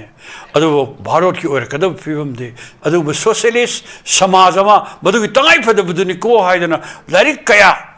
ꯖꯦꯜ ꯃꯅꯨꯡꯗ ꯂꯦꯅꯤꯟꯒꯤ ꯃꯥꯔꯛꯁꯀꯤ ꯑꯗꯨꯒ ꯑꯇꯩ ꯀꯌꯥ ꯑꯃꯒꯤ ꯂꯥꯏꯔꯤꯛ ꯄꯥꯔꯀꯥꯟꯗ ꯃꯥ ꯃꯈꯟ ꯀꯌꯥꯒꯤ ꯂꯥꯏꯔꯤꯛ ꯃꯌꯥꯝꯁꯤ ꯏꯔꯒ ꯊꯅꯝꯃꯦꯕ ꯃꯥ ꯁꯤꯈ꯭ꯔꯦ ꯐꯥꯔꯁꯤ ꯇꯧꯔꯒ ꯍꯥꯠꯈ꯭ꯔꯦ ꯑꯗꯨꯕꯨ ꯃꯥꯅ 이름ꯕ ꯂꯥꯏꯔꯤꯛ ꯀꯌꯥ ꯁꯤ ꯈ꯭ꯋꯥꯏꯗꯒꯤ ꯑꯗꯨꯒꯨꯝꯕ ꯅꯍꯥꯔꯣꯜ ꯍꯧꯔꯛꯏꯕ ꯀꯥꯡꯕꯨꯁꯤꯡꯗ ꯑꯃꯗꯤ ꯇꯣꯉꯥꯟꯕ ꯄꯣꯂꯤꯇꯤꯀꯦꯜ ꯌꯥꯝ ꯔꯤꯚꯣꯂꯨꯁꯅꯔꯤ ꯑꯣꯏꯔꯕ ꯄꯥꯔꯇꯤꯁꯤꯡꯗ ꯑꯆꯧꯕ ꯏꯅꯣꯠ ꯑꯃ ꯉꯁꯤꯐꯥꯎ ꯄꯤꯔꯤꯌꯦꯕ ꯑꯗꯨ ꯉꯁꯤ ꯑꯩꯈꯣꯏ ꯂꯩꯕꯥꯛꯁꯤ ꯅꯍꯥꯔꯣꯜꯁꯤꯡꯅ ꯑꯃꯨꯛꯇꯗꯤ ꯀꯜꯂꯒꯦ ꯑꯅꯧꯕ ꯈꯨꯟꯅꯥꯏ ꯑꯃ ꯁꯦꯝꯃꯒꯦ ꯁꯃꯥꯖꯁꯤ ꯍꯣꯡꯗꯣꯛꯑꯒꯦ ꯍꯥꯏꯕꯒꯤ ꯋꯥꯈꯜꯁꯦ ꯃꯣꯏꯗ ꯐꯥꯎꯕꯒꯤ ꯇꯉꯥꯏꯐꯗꯕꯗꯣ ꯉꯁꯤꯗꯤ ꯍꯧꯔꯛꯏꯕ ꯅꯍꯥꯔꯣꯜꯁꯤꯡꯗ ꯇꯉꯥꯏꯐꯗꯅ ꯂꯩꯔꯦꯕ ꯑꯩꯈꯣꯏꯁꯨ ꯁꯨꯝ ꯆꯠꯊꯔꯤꯌꯦ ꯚꯣꯠ ꯂꯥꯛꯀꯅꯤ ꯅꯍꯥꯔꯣꯟ kaya ꯑꯃꯅꯅꯤ ꯍꯧꯖꯤꯛ ꯚꯣꯠ ꯂꯥꯛꯄ ꯃꯇꯝꯗ ꯉꯥꯎꯔꯤꯁꯤ ꯍꯤꯗꯥꯛ ꯄꯤꯊꯛꯀꯅꯤ ꯃꯗꯨꯗ ꯄꯦꯟꯊꯣꯛꯀꯅꯤ ꯁꯦꯟ ꯃꯌꯥꯝ ꯄꯤꯊꯔꯛꯀꯅꯤ ꯃꯗꯨꯗ ꯄꯦꯟꯊꯣꯛꯀꯅꯤ ꯑꯗꯨꯒ ꯂꯣꯏꯅꯅ ꯃꯈꯟ ꯀꯌꯥꯒꯤ ꯀꯥꯟꯅꯕ ꯀꯌꯥ ꯎꯠꯀꯅꯤ ꯊꯤꯀꯥ ꯄꯤꯒꯅꯤ ꯑꯗꯨꯒ ꯂꯣꯏꯅ ꯊꯕꯛ ꯍꯥꯞꯄꯗ ꯁꯦꯟꯖꯥ ꯊꯨꯝꯖꯥ ꯇꯧꯍꯟꯒꯅꯤ ꯃꯈꯟ ꯀꯌꯥꯒꯤ ꯁꯨ ꯄꯨꯝꯅꯃꯛꯁꯦ ꯃꯁꯤꯅ ꯃꯔꯝ ꯑꯣꯏꯔꯀꯥꯟꯗ ꯃꯗꯨꯗꯤ ꯑꯩꯈꯣꯏ ꯂꯩꯄꯥꯛꯁꯤꯒꯤ ꯑꯗꯨꯒꯨꯝꯕ ꯑꯩꯈꯣꯏ ꯑꯍꯣꯡꯕ ꯄꯥꯝꯕ ꯑꯑꯣꯟꯕ ꯄꯥꯝꯕ ꯊꯧꯅꯥ ꯂꯩꯕ ꯅꯍꯥꯔꯣꯜ ꯀꯌꯥ ꯑꯃꯒꯤ ꯃꯥꯒꯤ ꯃꯣꯔꯦꯜꯁꯦ ꯄꯨꯔꯥ ꯗꯥꯎꯟ ꯇꯧꯍꯟꯈ꯭ꯔꯦꯕ ꯄꯨꯔꯥ ꯗꯥꯎꯟ ꯇꯧꯍꯟꯈ꯭ꯔꯦ ꯌꯥꯝ ꯀꯟꯅ ꯈꯜꯂꯝꯒꯅꯤ ꯂꯥꯎꯔꯝꯒꯅꯤ ꯑꯗꯨ ꯇꯧꯔꯝꯒꯅꯤ ꯑꯗꯨꯕꯨ ꯑꯩꯈꯣꯏ ꯃꯣꯔꯦꯜꯁꯤꯗꯤ ꯄꯨꯔꯥ ꯗꯥꯎꯟ ꯇꯧꯔꯦ ꯑꯗꯨ ꯂꯩꯄꯥꯛꯁꯤꯒꯤ ꯃꯄꯨꯁꯤ ꯀꯅꯥꯅ ꯑꯣꯏꯔꯦ ꯔꯥꯖꯅꯤꯇꯤ ꯇꯧꯕ ꯀꯥꯡꯕꯨꯅ ꯄꯥꯏꯒꯗꯕ ꯑꯣꯏꯒꯗꯕ ꯇꯧꯐꯝ ꯊꯣꯛꯄ ꯄꯣꯂꯤꯇꯤꯛꯁꯤꯌꯟ ꯍꯥꯏꯁꯦ ꯃꯁꯤ ꯃꯥꯒꯤ ꯏꯗꯤꯑꯣꯂꯣꯖꯤ ꯋꯥꯈꯜꯂꯣꯟꯗ ꯆꯞ ꯆꯥꯅ ꯊꯥꯖꯕ ꯄꯥꯔꯇꯤ ꯃꯗꯨꯅ ꯉꯥꯎꯖꯕ ꯀꯥꯡꯕꯨꯁꯤꯡꯒꯤ ꯃꯣꯏꯒꯤ ꯃꯔꯜꯅꯦ ꯔꯥꯖꯅꯤꯇꯤꯒꯤ ꯁꯛꯇꯤ ꯃꯣꯏꯅ ꯄꯥꯏꯐꯝ ꯊꯣꯛꯑꯦꯕ ꯑꯗꯨ ꯉꯁꯤꯗꯤ ꯑꯃꯨꯛꯇꯁꯨ ꯃꯥꯒꯤ ꯄꯨꯟꯁꯤꯗ ꯔꯥꯖꯅꯤꯇꯤ ꯇꯧꯔꯛꯇꯕ ꯀꯥꯡꯕꯨ ꯊꯤꯀꯥ ꯇꯧꯕ ꯕꯤꯖꯤꯅꯦꯁ ꯇꯧꯕ ꯑꯗꯨꯒ ꯂꯣꯏꯅꯃꯛ ꯀꯟ ꯀꯌꯥꯒꯤ ꯂꯂꯣꯟ ꯏꯇꯤꯛ ꯃꯌꯥꯝ ꯇꯧꯕ ꯑꯗꯨꯒ ꯂꯣꯏꯅꯅ ꯃꯤ ꯁꯤꯖꯤꯟꯅꯔꯀꯥꯟꯗ ꯃꯤꯒꯤ ꯈꯨꯠꯁꯨꯃꯟ ꯁꯤꯟꯃꯤꯁꯤꯡꯒꯤ ꯈꯨꯠꯁꯨꯃꯟ ꯃꯠꯂꯀꯥꯟꯗ ꯃꯥꯒꯤ ꯁꯦꯟꯒꯥꯎ ꯆꯣꯟꯅꯕ ꯍꯣꯠꯅꯕ ꯃꯤꯑꯣꯏ ꯈꯔ ꯁꯤꯅ ꯉꯁꯤꯒꯤ ꯂꯩꯄꯥꯛꯁꯤꯒꯤ ꯃꯄꯨ ꯑꯣꯏꯔꯒ ꯂꯩꯔꯦꯕ ꯁꯤ ꯁꯨꯝ ꯈꯥꯡꯗꯅ ꯑꯩꯈꯣꯏ ꯂꯩꯒꯗ꯭ꯔꯥꯕ ꯁꯨꯝ ꯈꯥꯡ ꯂꯩꯒꯗ꯭ꯔꯥ ꯑꯗꯨꯅ ꯑꯃꯣꯠꯄ ꯊꯕꯛ ꯃꯌꯥꯝꯁꯤꯡꯁꯦ ꯃꯁꯤꯒꯤ ꯃꯅꯨꯡꯗꯅꯦ ꯃꯄꯥꯟꯒꯤ ꯃꯤꯇꯣꯞ ꯃꯌꯥꯝ ꯑꯗꯨꯕꯨ ꯑꯔꯥꯟꯕ ꯄꯣꯂꯤꯇꯤꯛꯁ ꯇꯧꯕ ꯀꯥꯡꯕꯨꯁꯤꯡꯒ ꯂꯧꯇꯨꯅꯔꯀꯥꯟꯗ ꯑꯩꯈꯣꯏ ꯏꯔꯝꯗꯝꯗ ꯄꯨꯁꯜꯂꯛꯏꯁꯦ ꯑꯗꯨꯅ ꯃꯔꯝ ꯑꯣꯏꯔꯀꯥꯟꯗ ꯉꯁꯤꯗꯤ ꯃꯤꯇꯣꯞꯅ ꯂꯥꯡꯒꯣꯏ ꯆꯜꯂꯦꯕ ꯑꯗꯨꯅꯅꯤ NRC ꯇꯧꯗꯕ ꯌꯥꯔꯣꯏ ꯍꯥꯏꯔꯤꯁꯦ ꯑꯗꯨꯅ ꯑꯩꯅ ꯂꯣꯏꯁꯟꯖꯕꯗ ꯄꯤꯖꯅꯤꯡꯕ ꯃꯦꯁꯦꯖꯗꯤ ꯑꯩꯈꯣꯏ ꯂꯩꯄꯥꯛꯁꯤ ꯑꯣꯟꯗꯕ ꯌꯥꯔꯣꯏ ꯉꯁꯤ ꯂꯩꯄꯥꯛꯁꯤ ꯍꯣꯡꯗꯕ ꯌꯥꯔꯣꯏ ꯃꯤꯑꯣꯏ ꯈꯨꯖꯣꯛꯑꯃꯒ ꯑꯩꯈꯣꯏ ꯆꯥꯛꯈꯥꯎ ꯄꯥꯏꯗꯨꯅ ꯁꯥꯟꯅꯔꯤꯕꯁꯦ ꯃꯗꯨ ꯑꯩꯈꯣꯏ ꯊꯦꯡꯅꯗꯕ ꯌꯥꯔꯣꯏ ꯑꯩꯈꯣꯏ ꯁꯨꯔꯤꯕ ꯑꯩꯈꯣꯏꯒꯤ ꯂꯩꯄꯥꯛꯅꯤ ꯃꯅꯤꯄꯨꯔꯁꯤ ꯅꯣꯝꯃꯤꯕ ꯑꯩꯈꯣꯏꯒꯤ ꯂꯩꯄꯥꯛꯅꯤ ꯂꯧꯃꯤꯒꯤ ꯂꯩꯄꯥꯛꯅꯤ ꯁꯤꯟꯕꯤꯒꯤ ꯂꯩꯄꯥꯛꯅꯤ ꯑꯩꯈꯣꯏꯅ ꯂꯩꯄꯥꯛꯁꯤꯒꯤ ꯃꯄꯨ ꯑꯣꯏꯒꯗꯕꯅꯤ ꯃꯇꯝ ꯑꯃꯗ ꯑꯍꯜ ꯏꯕꯨꯡꯉꯣ ꯂꯝꯌꯥꯟ ꯕꯤꯔꯥꯕꯣꯅ ꯍꯥꯏꯔꯝꯃꯤ ꯃꯗꯨꯗꯤ ꯆꯠꯂꯣ ꯆꯠꯁꯤ ꯏꯆꯤꯟ ꯏꯅꯥꯎꯁꯥ ꯂꯧꯃꯤꯒꯤ ꯂꯩꯄꯥꯛ ꯁꯦꯝꯃꯨꯁꯤ ꯆꯠꯂꯣ ꯆꯠꯁꯤ ꯏꯆꯤꯟ ꯏꯅꯥꯎꯁꯥ ꯁꯤꯟꯕꯤꯒꯤ ꯂꯩꯄꯥꯛ ꯁꯦꯝꯃꯟꯁꯤ ꯁꯤꯟꯃꯤꯒꯤ ꯂꯩꯄꯥꯛ ꯁꯦꯝꯃꯒ ꯂꯧꯃꯤꯒꯤ ꯂꯩꯄꯥꯛ ꯁꯦꯝꯃꯒ ꯑꯗꯨꯒꯨꯝꯕ ꯂꯩꯄꯥꯛ ꯃꯤꯌꯥꯝꯁꯦ ꯍꯦꯟꯅ ꯅꯨꯡꯉꯥꯏꯕ ꯌꯥꯏꯐꯕ ꯑꯗꯨꯕꯨ ꯈꯨꯟꯅꯥꯏ ꯑꯃ ꯄꯨꯔꯛꯀꯅꯤ ꯍꯥꯏꯗꯅ ꯃꯥꯅ ꯂꯧꯔꯝꯕꯗꯣ ꯃꯗꯨ ꯉꯁꯤꯗꯤ ꯑꯩꯈꯣꯏ ꯇꯉꯥꯏ ꯐꯗꯅ ꯑꯗꯨꯒꯨꯝꯕ ꯁꯨꯔꯤꯕ ꯅꯣꯝꯃꯤꯕ ꯑꯩꯈꯣꯏꯅ ꯃꯄꯨ ꯑꯣꯏꯐꯝ ꯊꯣꯛꯄ ꯈꯨꯟꯅꯥꯏ ꯑꯃ ꯂꯤꯡꯕ ꯍꯥꯏꯕꯁꯦ ꯃꯁꯤ ꯅꯠꯇꯅ ꯑꯇꯣꯞꯄ ꯂꯝꯕꯤ ꯑꯃ ꯂꯩꯇꯦ ꯃꯔꯝ ꯑꯗꯨꯅ ꯃꯅꯤꯄꯨꯔꯗ ꯑꯩꯈꯣꯏ ꯃꯤꯌꯥꯝ ꯍꯧꯔꯒ ꯊꯦꯡꯅꯔꯤꯕ ꯇꯣꯉꯥꯟ ꯇꯣꯉꯥꯟꯕ ꯂꯨꯞ ꯀꯌꯥ ꯑꯃꯗꯤ ꯄꯣꯂꯤꯇꯤꯀꯦꯜ ꯄꯥꯔꯇꯤ ꯀꯌꯥ ꯃꯗꯨꯅ NRC ꯆꯠꯅꯍꯟꯒꯗꯕꯅꯤ ꯍꯥꯏꯔꯤꯁꯦ ꯑꯩꯈꯣꯏꯁꯨ ꯃꯗꯨꯗ ꯆꯣꯡꯁꯤꯜꯂꯀꯥꯟꯗ ꯑꯗꯨꯒꯨꯝꯕ ꯂꯩꯄꯥꯛ ꯑꯁꯤ ꯀꯟꯅꯅꯕ ꯍꯣꯠꯅꯃꯤꯟꯅꯔꯁꯤ ꯍꯥꯏꯕ ꯁꯤꯒꯤ ꯄꯥꯎꯖꯦꯜꯁꯤ ꯑꯃꯇꯪ ꯑꯩ ꯄꯤꯖꯒꯦ ꯂꯣꯏꯁꯤꯜꯂꯛꯄꯗ ꯑꯩ ꯑꯣꯖꯥ ꯑꯅꯟꯗꯗ ꯋꯥꯍꯪ ꯑꯃꯇꯪ ꯍꯪꯖꯒꯦ ꯑꯣꯖꯥ ꯑꯩꯈꯣꯏꯒꯤ ꯑꯦꯅꯤ ꯂꯩꯔꯤꯕ ꯃꯅꯤꯄꯨꯔꯒꯤ ꯏꯁꯨꯁꯤꯡꯁꯦ ꯑꯩꯈꯣꯏ ꯉꯁꯤ ꯐꯥꯎꯕꯗ ILPꯕꯨ ꯑꯣꯏꯔꯣ ꯑꯃꯕꯨ ꯑꯣꯏꯔꯣ ꯑꯩꯈꯣꯏ ꯄ꯭ꯔꯦꯁꯔ ꯒ꯭ꯔꯨꯞꯁꯤꯡꯁꯤꯅ ꯀꯟꯅ ꯇꯛꯅꯔꯀꯥꯟꯗ ꯄ꯭ꯔꯦꯁꯔ ꯇꯧꯔꯀꯥꯟꯗ ꯐꯪꯕꯅ ꯑꯌꯥꯝꯕ ꯉꯥꯛꯇꯅꯦ ꯑꯣꯖꯥ ꯁꯤꯁꯤꯅ ꯀꯔꯤ ꯍꯥꯏꯒꯦ ꯀꯥꯟꯗ ꯂꯥꯛꯅꯤꯡꯕ ꯋꯥꯐꯝꯗꯤ ꯍꯧꯖꯤꯛꯁꯦ NRCꯁꯤ ꯌꯥꯝꯅ ꯑꯩꯈꯣꯏꯒꯤ ꯅꯤꯠ ꯑꯋꯔꯅꯦꯕ ꯍꯧꯖꯤꯛꯁꯦ ꯍꯥꯏꯔꯤꯕꯁꯤꯗ ꯍꯦꯛ ꯇꯧꯍꯧꯗꯕꯗ ꯑꯣꯖꯥ ꯑꯩꯈꯣꯏꯁꯦ ꯄꯨꯡꯂꯣꯏ ꯂꯣꯏꯗꯣꯔꯕꯅꯦ ꯍꯥꯏꯕꯁꯦ ꯃꯁꯤ ꯃꯤꯄꯨꯝ ꯏꯆ ꯑꯦꯟ ꯑꯦꯕ꯭ꯔꯤ ꯏꯟꯗꯤꯕꯤꯖꯨꯋꯦꯜ ꯈꯨꯗꯤꯡꯃꯛꯅ ꯃꯁꯤꯒꯤ ꯑꯦꯋꯦꯌꯔ ꯑꯣꯏꯕ ꯑꯗꯨꯒ ꯁꯦꯟꯁꯤꯇꯥꯏꯖ ꯇꯧꯕꯁꯤ ꯌꯥꯝꯅ ꯃꯊꯧ ꯇꯥꯏ ꯑꯗꯨꯅ ꯍꯥꯏꯔꯤꯕꯁꯤ ꯍꯧꯖꯤꯛ ꯆꯠꯂꯤꯕ ꯂꯩꯉꯥꯛꯅꯗꯤ ꯁꯄꯣꯔꯠ ꯇꯧꯋꯦ ꯍꯥꯏꯔꯒꯁꯨ ꯁꯄꯣꯔꯠ ꯇꯧꯗꯕ ꯃꯥꯟꯕꯒꯤ ꯃꯃꯤꯁꯦ ꯑꯣꯖꯥ ꯖꯤꯇꯦꯟꯗ꯭ꯔ ꯐꯥꯅꯤ ꯍꯥꯏꯕꯁꯦ ꯃꯁꯤ support tawde habagi achauba example amani Yes Faizol gi panjagi tu jo Faizol gi Faizol gi panjagi panjagi adui betargadi support tawi haire tawdabagi thabakti adum thabakna oina uthore action speaks louder than what haidana aduda mulak chaning mu ba phamdi ekhoi si kari haini agitation ama haubada agitation ama protest ama tawbada pabu oja paisa changi khojai everything paisa changi right akhoi noma akhoi gi protest achauba ma pangthokpada lak nipan dagina lak tarabok si changi ai even handaki JFT ki se kuire moi pundana wangkhai gi sida ahing yare tendra toana to si paisa ngaktane bo nakalamorom da thappa chari ba thaiba dagi banner nappa khotpa flex nung seminar waiba karna nung nachi mapam khudingi si tawrangna bhona bada paisa ne base si gi paisa si leirakta ba matam da si tham wakhal tham haidi lebak punung sibiba aduga akhogi crowd funding tawramba su yai adagi paisa khare hena paiba sing hapiramba su yai adubo high sing che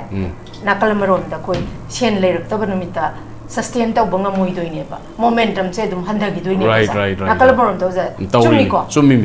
aduna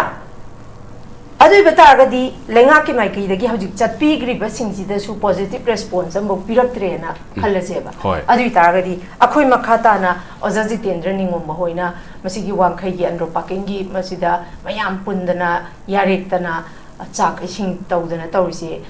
kayang kuina kanana warini aroibedadi isha itom da tahawpagi phibam amaka lakpagi potsi he lakpasina sustain to banga makta dane heta momentum halaga lotion gi base akogi mamangai gi akogi without territorial limit yes adudi haunaru banai dana phangri neba ado ngasi di economic su ware lobam thokpa responsibility lobam thokpa appropriate oiba lobam thokpa leibak na support tawe haisdi moina tawrakanda moina tawba thabakta miyam khoina support tawe haigada bane ba tayunari ne basi sigi matang sida akogi any agitation ama tawda paisa changbani na si sustain je kamai tahon da gadage habasim su ozamaji yam maru oi sisu khoina line khanba yade ba oza kari kamai thambini thank you yamna chumba kogi marik chuma ba hoji thoiba haitare ne ai isama ki club ta ju thoiba kaino ni haitare ne yamna chuma wafam ni maroina kogi hauri ba ihobje sagi june 19 gi wari do sida kogi hoji jiksi moina haurak pada budi tamoji dendroina haurak pada budi mo yam warang oni paisa changam oni ko adu bo there are lot many people kogi hari bisida support to kangu myam su lai ri ba ai samak so koi eta phamba da dum sing adum khara dum pangba dum taujei adu mai taudara mi je asat ong je ta uba de ta changaga pangbi ba mem yawi adu out of that khara budi dum chalang gani ko hoji hojikti is not about the sustainable gi wari natre ba it's all about survival ne ba hojiki lak to sidi ngasai gi aina Madam na pangi ILP gi wari jo ai har to chigi khoi gi marak tang thaidok jage ko akhoi ga NRC to matam da akhoi gi mayam na leiriba concept se NRC to di immigrant sing je loi deport to ne loi khanai ba immigrant sing je ado actually this is wrong haibane in hiding misconception ne ba si je hai di kai gumba NRC to matam da magi rules and magi procedure mayam leiri ba apply to ba objection to ba dangi court ga sat ba court pa magi document khonggot ba mayam je adu gi amohan na mu kano to ba bagi moi the possibility mayam leiri yatra kan da mogi document sing do phangtra kan da ma as a foreigner oina na traga immigrant oina treat to pa wa ne ba adu hai ri ba mayam di government ki rule leiri haitare ne kamaina moi bu treat to godage deport to godra na traga na mo ji leiraga ju refugee oina thamgadra second class citizen oina yes si ji akoina hana NRC mi kana demand to bo si sim jo akoi concept lai gadam ne otherwise NRC to re kan da moi ju bu ta thok tu ji kai no ha ba question jung la ka ne ba si ji akoina second step ne ba du na akoina han ba da di sai gi citizen o henda ba du ne ko citizen o gitar di census yaw gi du ne ba census yaw gi ta di electoral roll bo le ba ko ya pa ma am na sai pan na gri mem je adu ga hoji ki survival je mapam da akoina chung pau lojja ba da akoi ju dum kain da hairak te ta mo jitendra na ko adu bo akoi dum pang thoi dum yauri nga si ju office ma'am थोंग लोला लम्मी हान की जो कोई अदुकी मति कन्न अदुम यावी मफम दा मी खुदी मक्सी ngसागी सी एजुकेशन से नि मैम थी why NRC is very important for us it's all about the survival and कुछ हाई रही जे सी मैम से लोई खंग तादी हुजी पैसा याउद्रजु नमना मैम से थोलाने स्ट्रीट थोलाने तंगाई फादर मी खुदी मलो यावरकनी अदुना पैसा पुथोक्तजु सी लोइना मफम खुदी मत तोरकनी अदुम पुलक की हौरकनी गवर्नमेंट कईगुंबा पांथोक्तद सपोर्ट की वानते मोइदि मोइना पांथोकदबनी स्टेक होल्डर मैम से सपोर्ट तौदुनी मोइदि इंफॉर्मेशन प्रोवाइड तौदुनी अदुगा मोइदि सपोर्ट तौदुनी सपोर्ट एकोना तौगदबनेबा मोइना नेशनल हाईवे जी हांगजे कोई हावाइदि हाइरागा लाबनी जी हांगजे वेलिन गुर कोइ सपोर्ट तौगनी कंपलसरी तौगनी अदुबो कोइ पामिजे गेजेट मोइगी ऑफिशियल साइट ता थोकपियोबा सी हाइ समाइ तौदा हांगे कनागुम XYZ ना सिदा कईगुम फतन द तौरदे कोइ छुमुगी अंडर दिस कन्सिडरेशन की मखादा लैबा कनु याम सिदगी लोगी मतुंगिना चरा पीगनी का हाबजी ऑर्डर दुम थोकपिरगा मयामांदा खंगन बियो बेता चिन्ना चलवारगा who is going to take the responsibility हाइंग अमा हातोरादी दुम हुजिति गार्ड यावरगा मोइना सिक्युरिटी प्रोवाइड तौबैवानी तौदबा नुबि मफम चापम द मोइन एम्बुस औसलादी सुगुम मयाम सिजु कोइना pros and cons मैम खंदे यादे मोइना त हाइरगा चिनगी थबक गाक्तने बसिदी मोइना सपोर्ट तौवे आइदो हुजिसु अखोइना NRC तौरने गेजेट त थोकपिरोबा ऑफिशियल वेबसाइट त गवर्नमेंट की अदुदि मैम लोय हराउदनी कोइ कदोबई नुंसा मरक त कोजु एजुकेशन कैसु तौनिंगदेना पैसा तिंगी मतम मांगी एनर्जी मांगी फैमिली पालिनी अदु मैम दो मणिपुर की कंदे यादे येलोमी कंदे यादे हाबि जोंथोंना रहिनेबा अदु तादि मोइना एवरीथिंग हाइबदु चिंदना ते एवरीथिंग विद गेजेट त थोकपिरो गवर्नमेंट की ऑफिशियल वेबसाइट त थोकपिरो आदि माना साइन तौपीरगा लीडर अमना साइन तौपीरगा नत्रगना XYZ अमना साइन तौर थोन बिरोबा अदु इतादि हाइबा मैम से डिस्कशन द लोइ लैगनेबा अदुदि मागी ngसागी लाइन दु लोइ लाकनेबा सिनी अखोइना कैमता वाबिग्रो मैडम अखोइना पैसा नुंसागे अमगी वालेते मणिपुर पुमना जु फुल सपोर्ट रेडी द लैरबनी NRC तौदे यादबनी कोइ this all about the survival नि याम नुवाइजे थागचरी उजा होइना लौबिरिबे इनिशिएटिव से मियामगी दमुक्ता लौबिरिसे अदुकी मतिक हन हन नॉर्थ ईस्ट विंडो की माइकैदगी थागत फोंदोक्चरी थैंक यू वेरी मच याम नुवाइजे ओगचरीबा टॉपिक असिदा तोंगान तोंगान बा पैनलिस्ट अहुमना मसा मसागे बा वरल ख्याम थंबिदुना मपुंग फाहनबिदुना मियाम द हेना मिटना नाकोंग ओहन बिबगिदमक्ता नॉर्थ ईस्ट विंडो की माइकैदगी थागचरी सेंसस करीनो डिलिमिटेशन करीनो अदुगा अखोइगी NRC करीनो हाबसे ओजानंदनसु मयक याम लाना ताकपीग्रे सेंसस असी अखोइगी बोनाफाइड सिटीजन खंदोकपदुनी अतोपा अखोइगी हाइदी इलीगल इमिग्रेंट फॉरेनर सिंगसी कनानो हाबदु खंदोकपदुनी हाबदु ताकपीग्रे सेंसस असी युम मी मसिंग थीबदुनी मी मसिंग दुगी डाटा दु द बेस तौरकांदा डिलिमिटेशन तौबा हाबदी अखोइगी हानदगी अखोइगी तोंगान तोंगान बा असेंबली कॉन्स्टिट्यूएंसी की लैरिबा अखोइगी 60 रिजर्व की 40 लेबा अनरिजर्व 19 AC दा अमा सुमाइना लेरंबसी मतम की मतुंग इन्ना ngसागी NRC से तौद तारगदी पॉलिटिकल पावर दा फॉरेनर सिंगसिना याउसलप तारगदी याउसलप नते ऑलरेडी यावरबनी पॉलिटिकल पावर दा याउसलप सिना ngasi कॉन्फ्लिक्ट से थोइबनी अदुना मखाताबा सिगुंबा कॉन्फ्लिक्ट से चाही तरागी मतुंगदा अखोइने NRC से अपडेट तौदना अखोइने हाइरिबा हंदकी सेंसस सिदा युमफम ओरगा डिलिमिटेशन तौगिबे तारगदी अखोइसी अदुमक इंडिजिनियस पीपल सिंग से मांगा अकांदा हाइरिबा अखोइगी फॉरेनर सिंग सिना पॉलिटिकल पावर से पाइग्रकांदा इंडिजिनियस अखोइसी मखोइगी मखादा लैगनी हाइबनी ओजाना हाइबी बंगसाइ डिपोर्ट तौगदब नते मखोइगी मखोइसी रिफ्यूजी नत्रगना सेकेंड क्लास सिटीजन ओइना मखोइसी पॉलिटिकल ऐसा पॉलिटिक्स ता याव यादबा बोट लेप यादबा लम लैब यादबा दुगुंबा दगी गवर्नमेंट सर्विस तौबा यादबा मयाम अमा इनब नपदा सिक्किम दसु तौरिदना सुमाइन तौदना मियामना NRC तौरगा मखोइसी खंदोबा मतुंगदा मखोइसे कायदा थादोखिदोइनो कइदबई थादोक्त्रिबनो हाइबगी वहंग अमा हंगकदबदुसु मतम मतमगी ओइबा अदुमक लाकनी अदुगा मखोइसी अखोइने सेकेंड क्लास सिटीजन ओइना ट्रीट तौगदबनी हाइबगी वाफमसि खक्तनी अदुगा मयाम पुन्ना ngasi अखोइगी 14 CSO बो ओइरो अदुगा अखोइगी JFD बो ओइरो अदुगा इट्स एंड एवरी अखोइगी मणिपुर की तोंगान तोंगान बा काचिन कोयादा अखोइ NRC सपोर्ट याम तौरी मसी यामना जेन्युइन ओइबा यामना लेजिटिमेट ओइबा अदुगुंबा अखोइगी प्रोटेस्ट खोंजंग अमा खक्नी अदुना लेंगाकना सपोर्ट तौ हैबा से लेंगाकना ओइना responsibility laubiraga aikhoina oina support tawgadabani tabada adumak contradictory oiba statement adumak thambasi esa khoisu layman amoina tabada adumak nungaijade adubu akhoina hoji expectation tawjaribadi khoigi Delhi da chatlurakanda positive response ama purakanda lakanda census si yaithokani defer tawgani habedi census si khoigi 2011 da last oina thigibadagi covid lakpada su dum defer tawgidana likewise yadragadi covid tagi bu hena sathiri ne akhoi hena sathiri thoiba issue sidi adona masi adumat defer tawbam thoi masi punamaksi everything punamaksi khoi positive oina khanminarakanda NRCC update taunabagi damakta each and every individual khudimakna ai lawham thokpa responsibility ni haina khanminaraga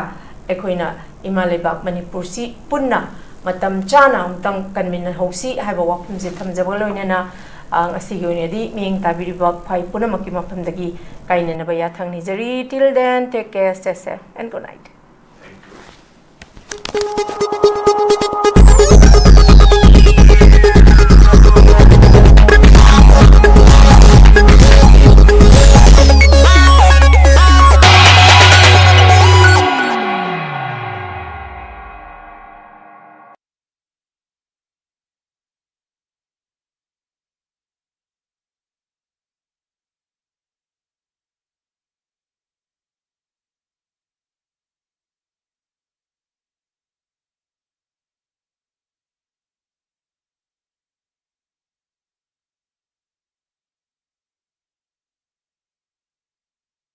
Northeast Window mining tabiriba mayam punamakpu taramna okchari hauzik mapalamgi thapaki pau pijari ahanbada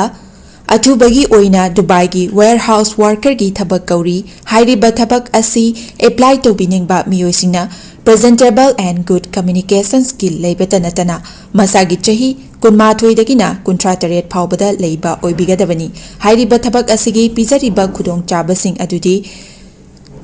per day 12 hours duty hours oijagani per week ta 6 days duty oijagani 2 years work visa pijagani loinana accommodation and transportation pijabata natana medical and insurance su pijagani hairiba thabak asigi thagi oiba salary lising kuntaretagi haujagani ani subada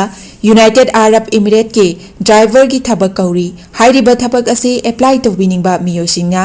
Indian car license ka loinana Gulf ki license leiba oigadabani amasung basic English communication leigadabani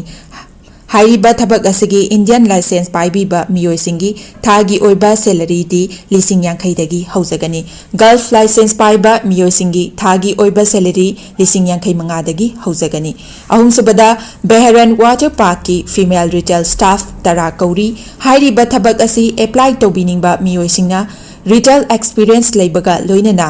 yamjabada 165 cm ki changda wangba oibigadabani thabak asi tauba miyoisingna piriba khudong chabasing adudi accommodation transportation aduga duty meal su pizagani hairiba thabak asi thagi oiba salary lising maudra taretagi haujagani Pamarol gidamakta 7005273217 natraga 9366230077 natraga aikogi office Northeast Window TV building hata New Chekon Road da lengsin birau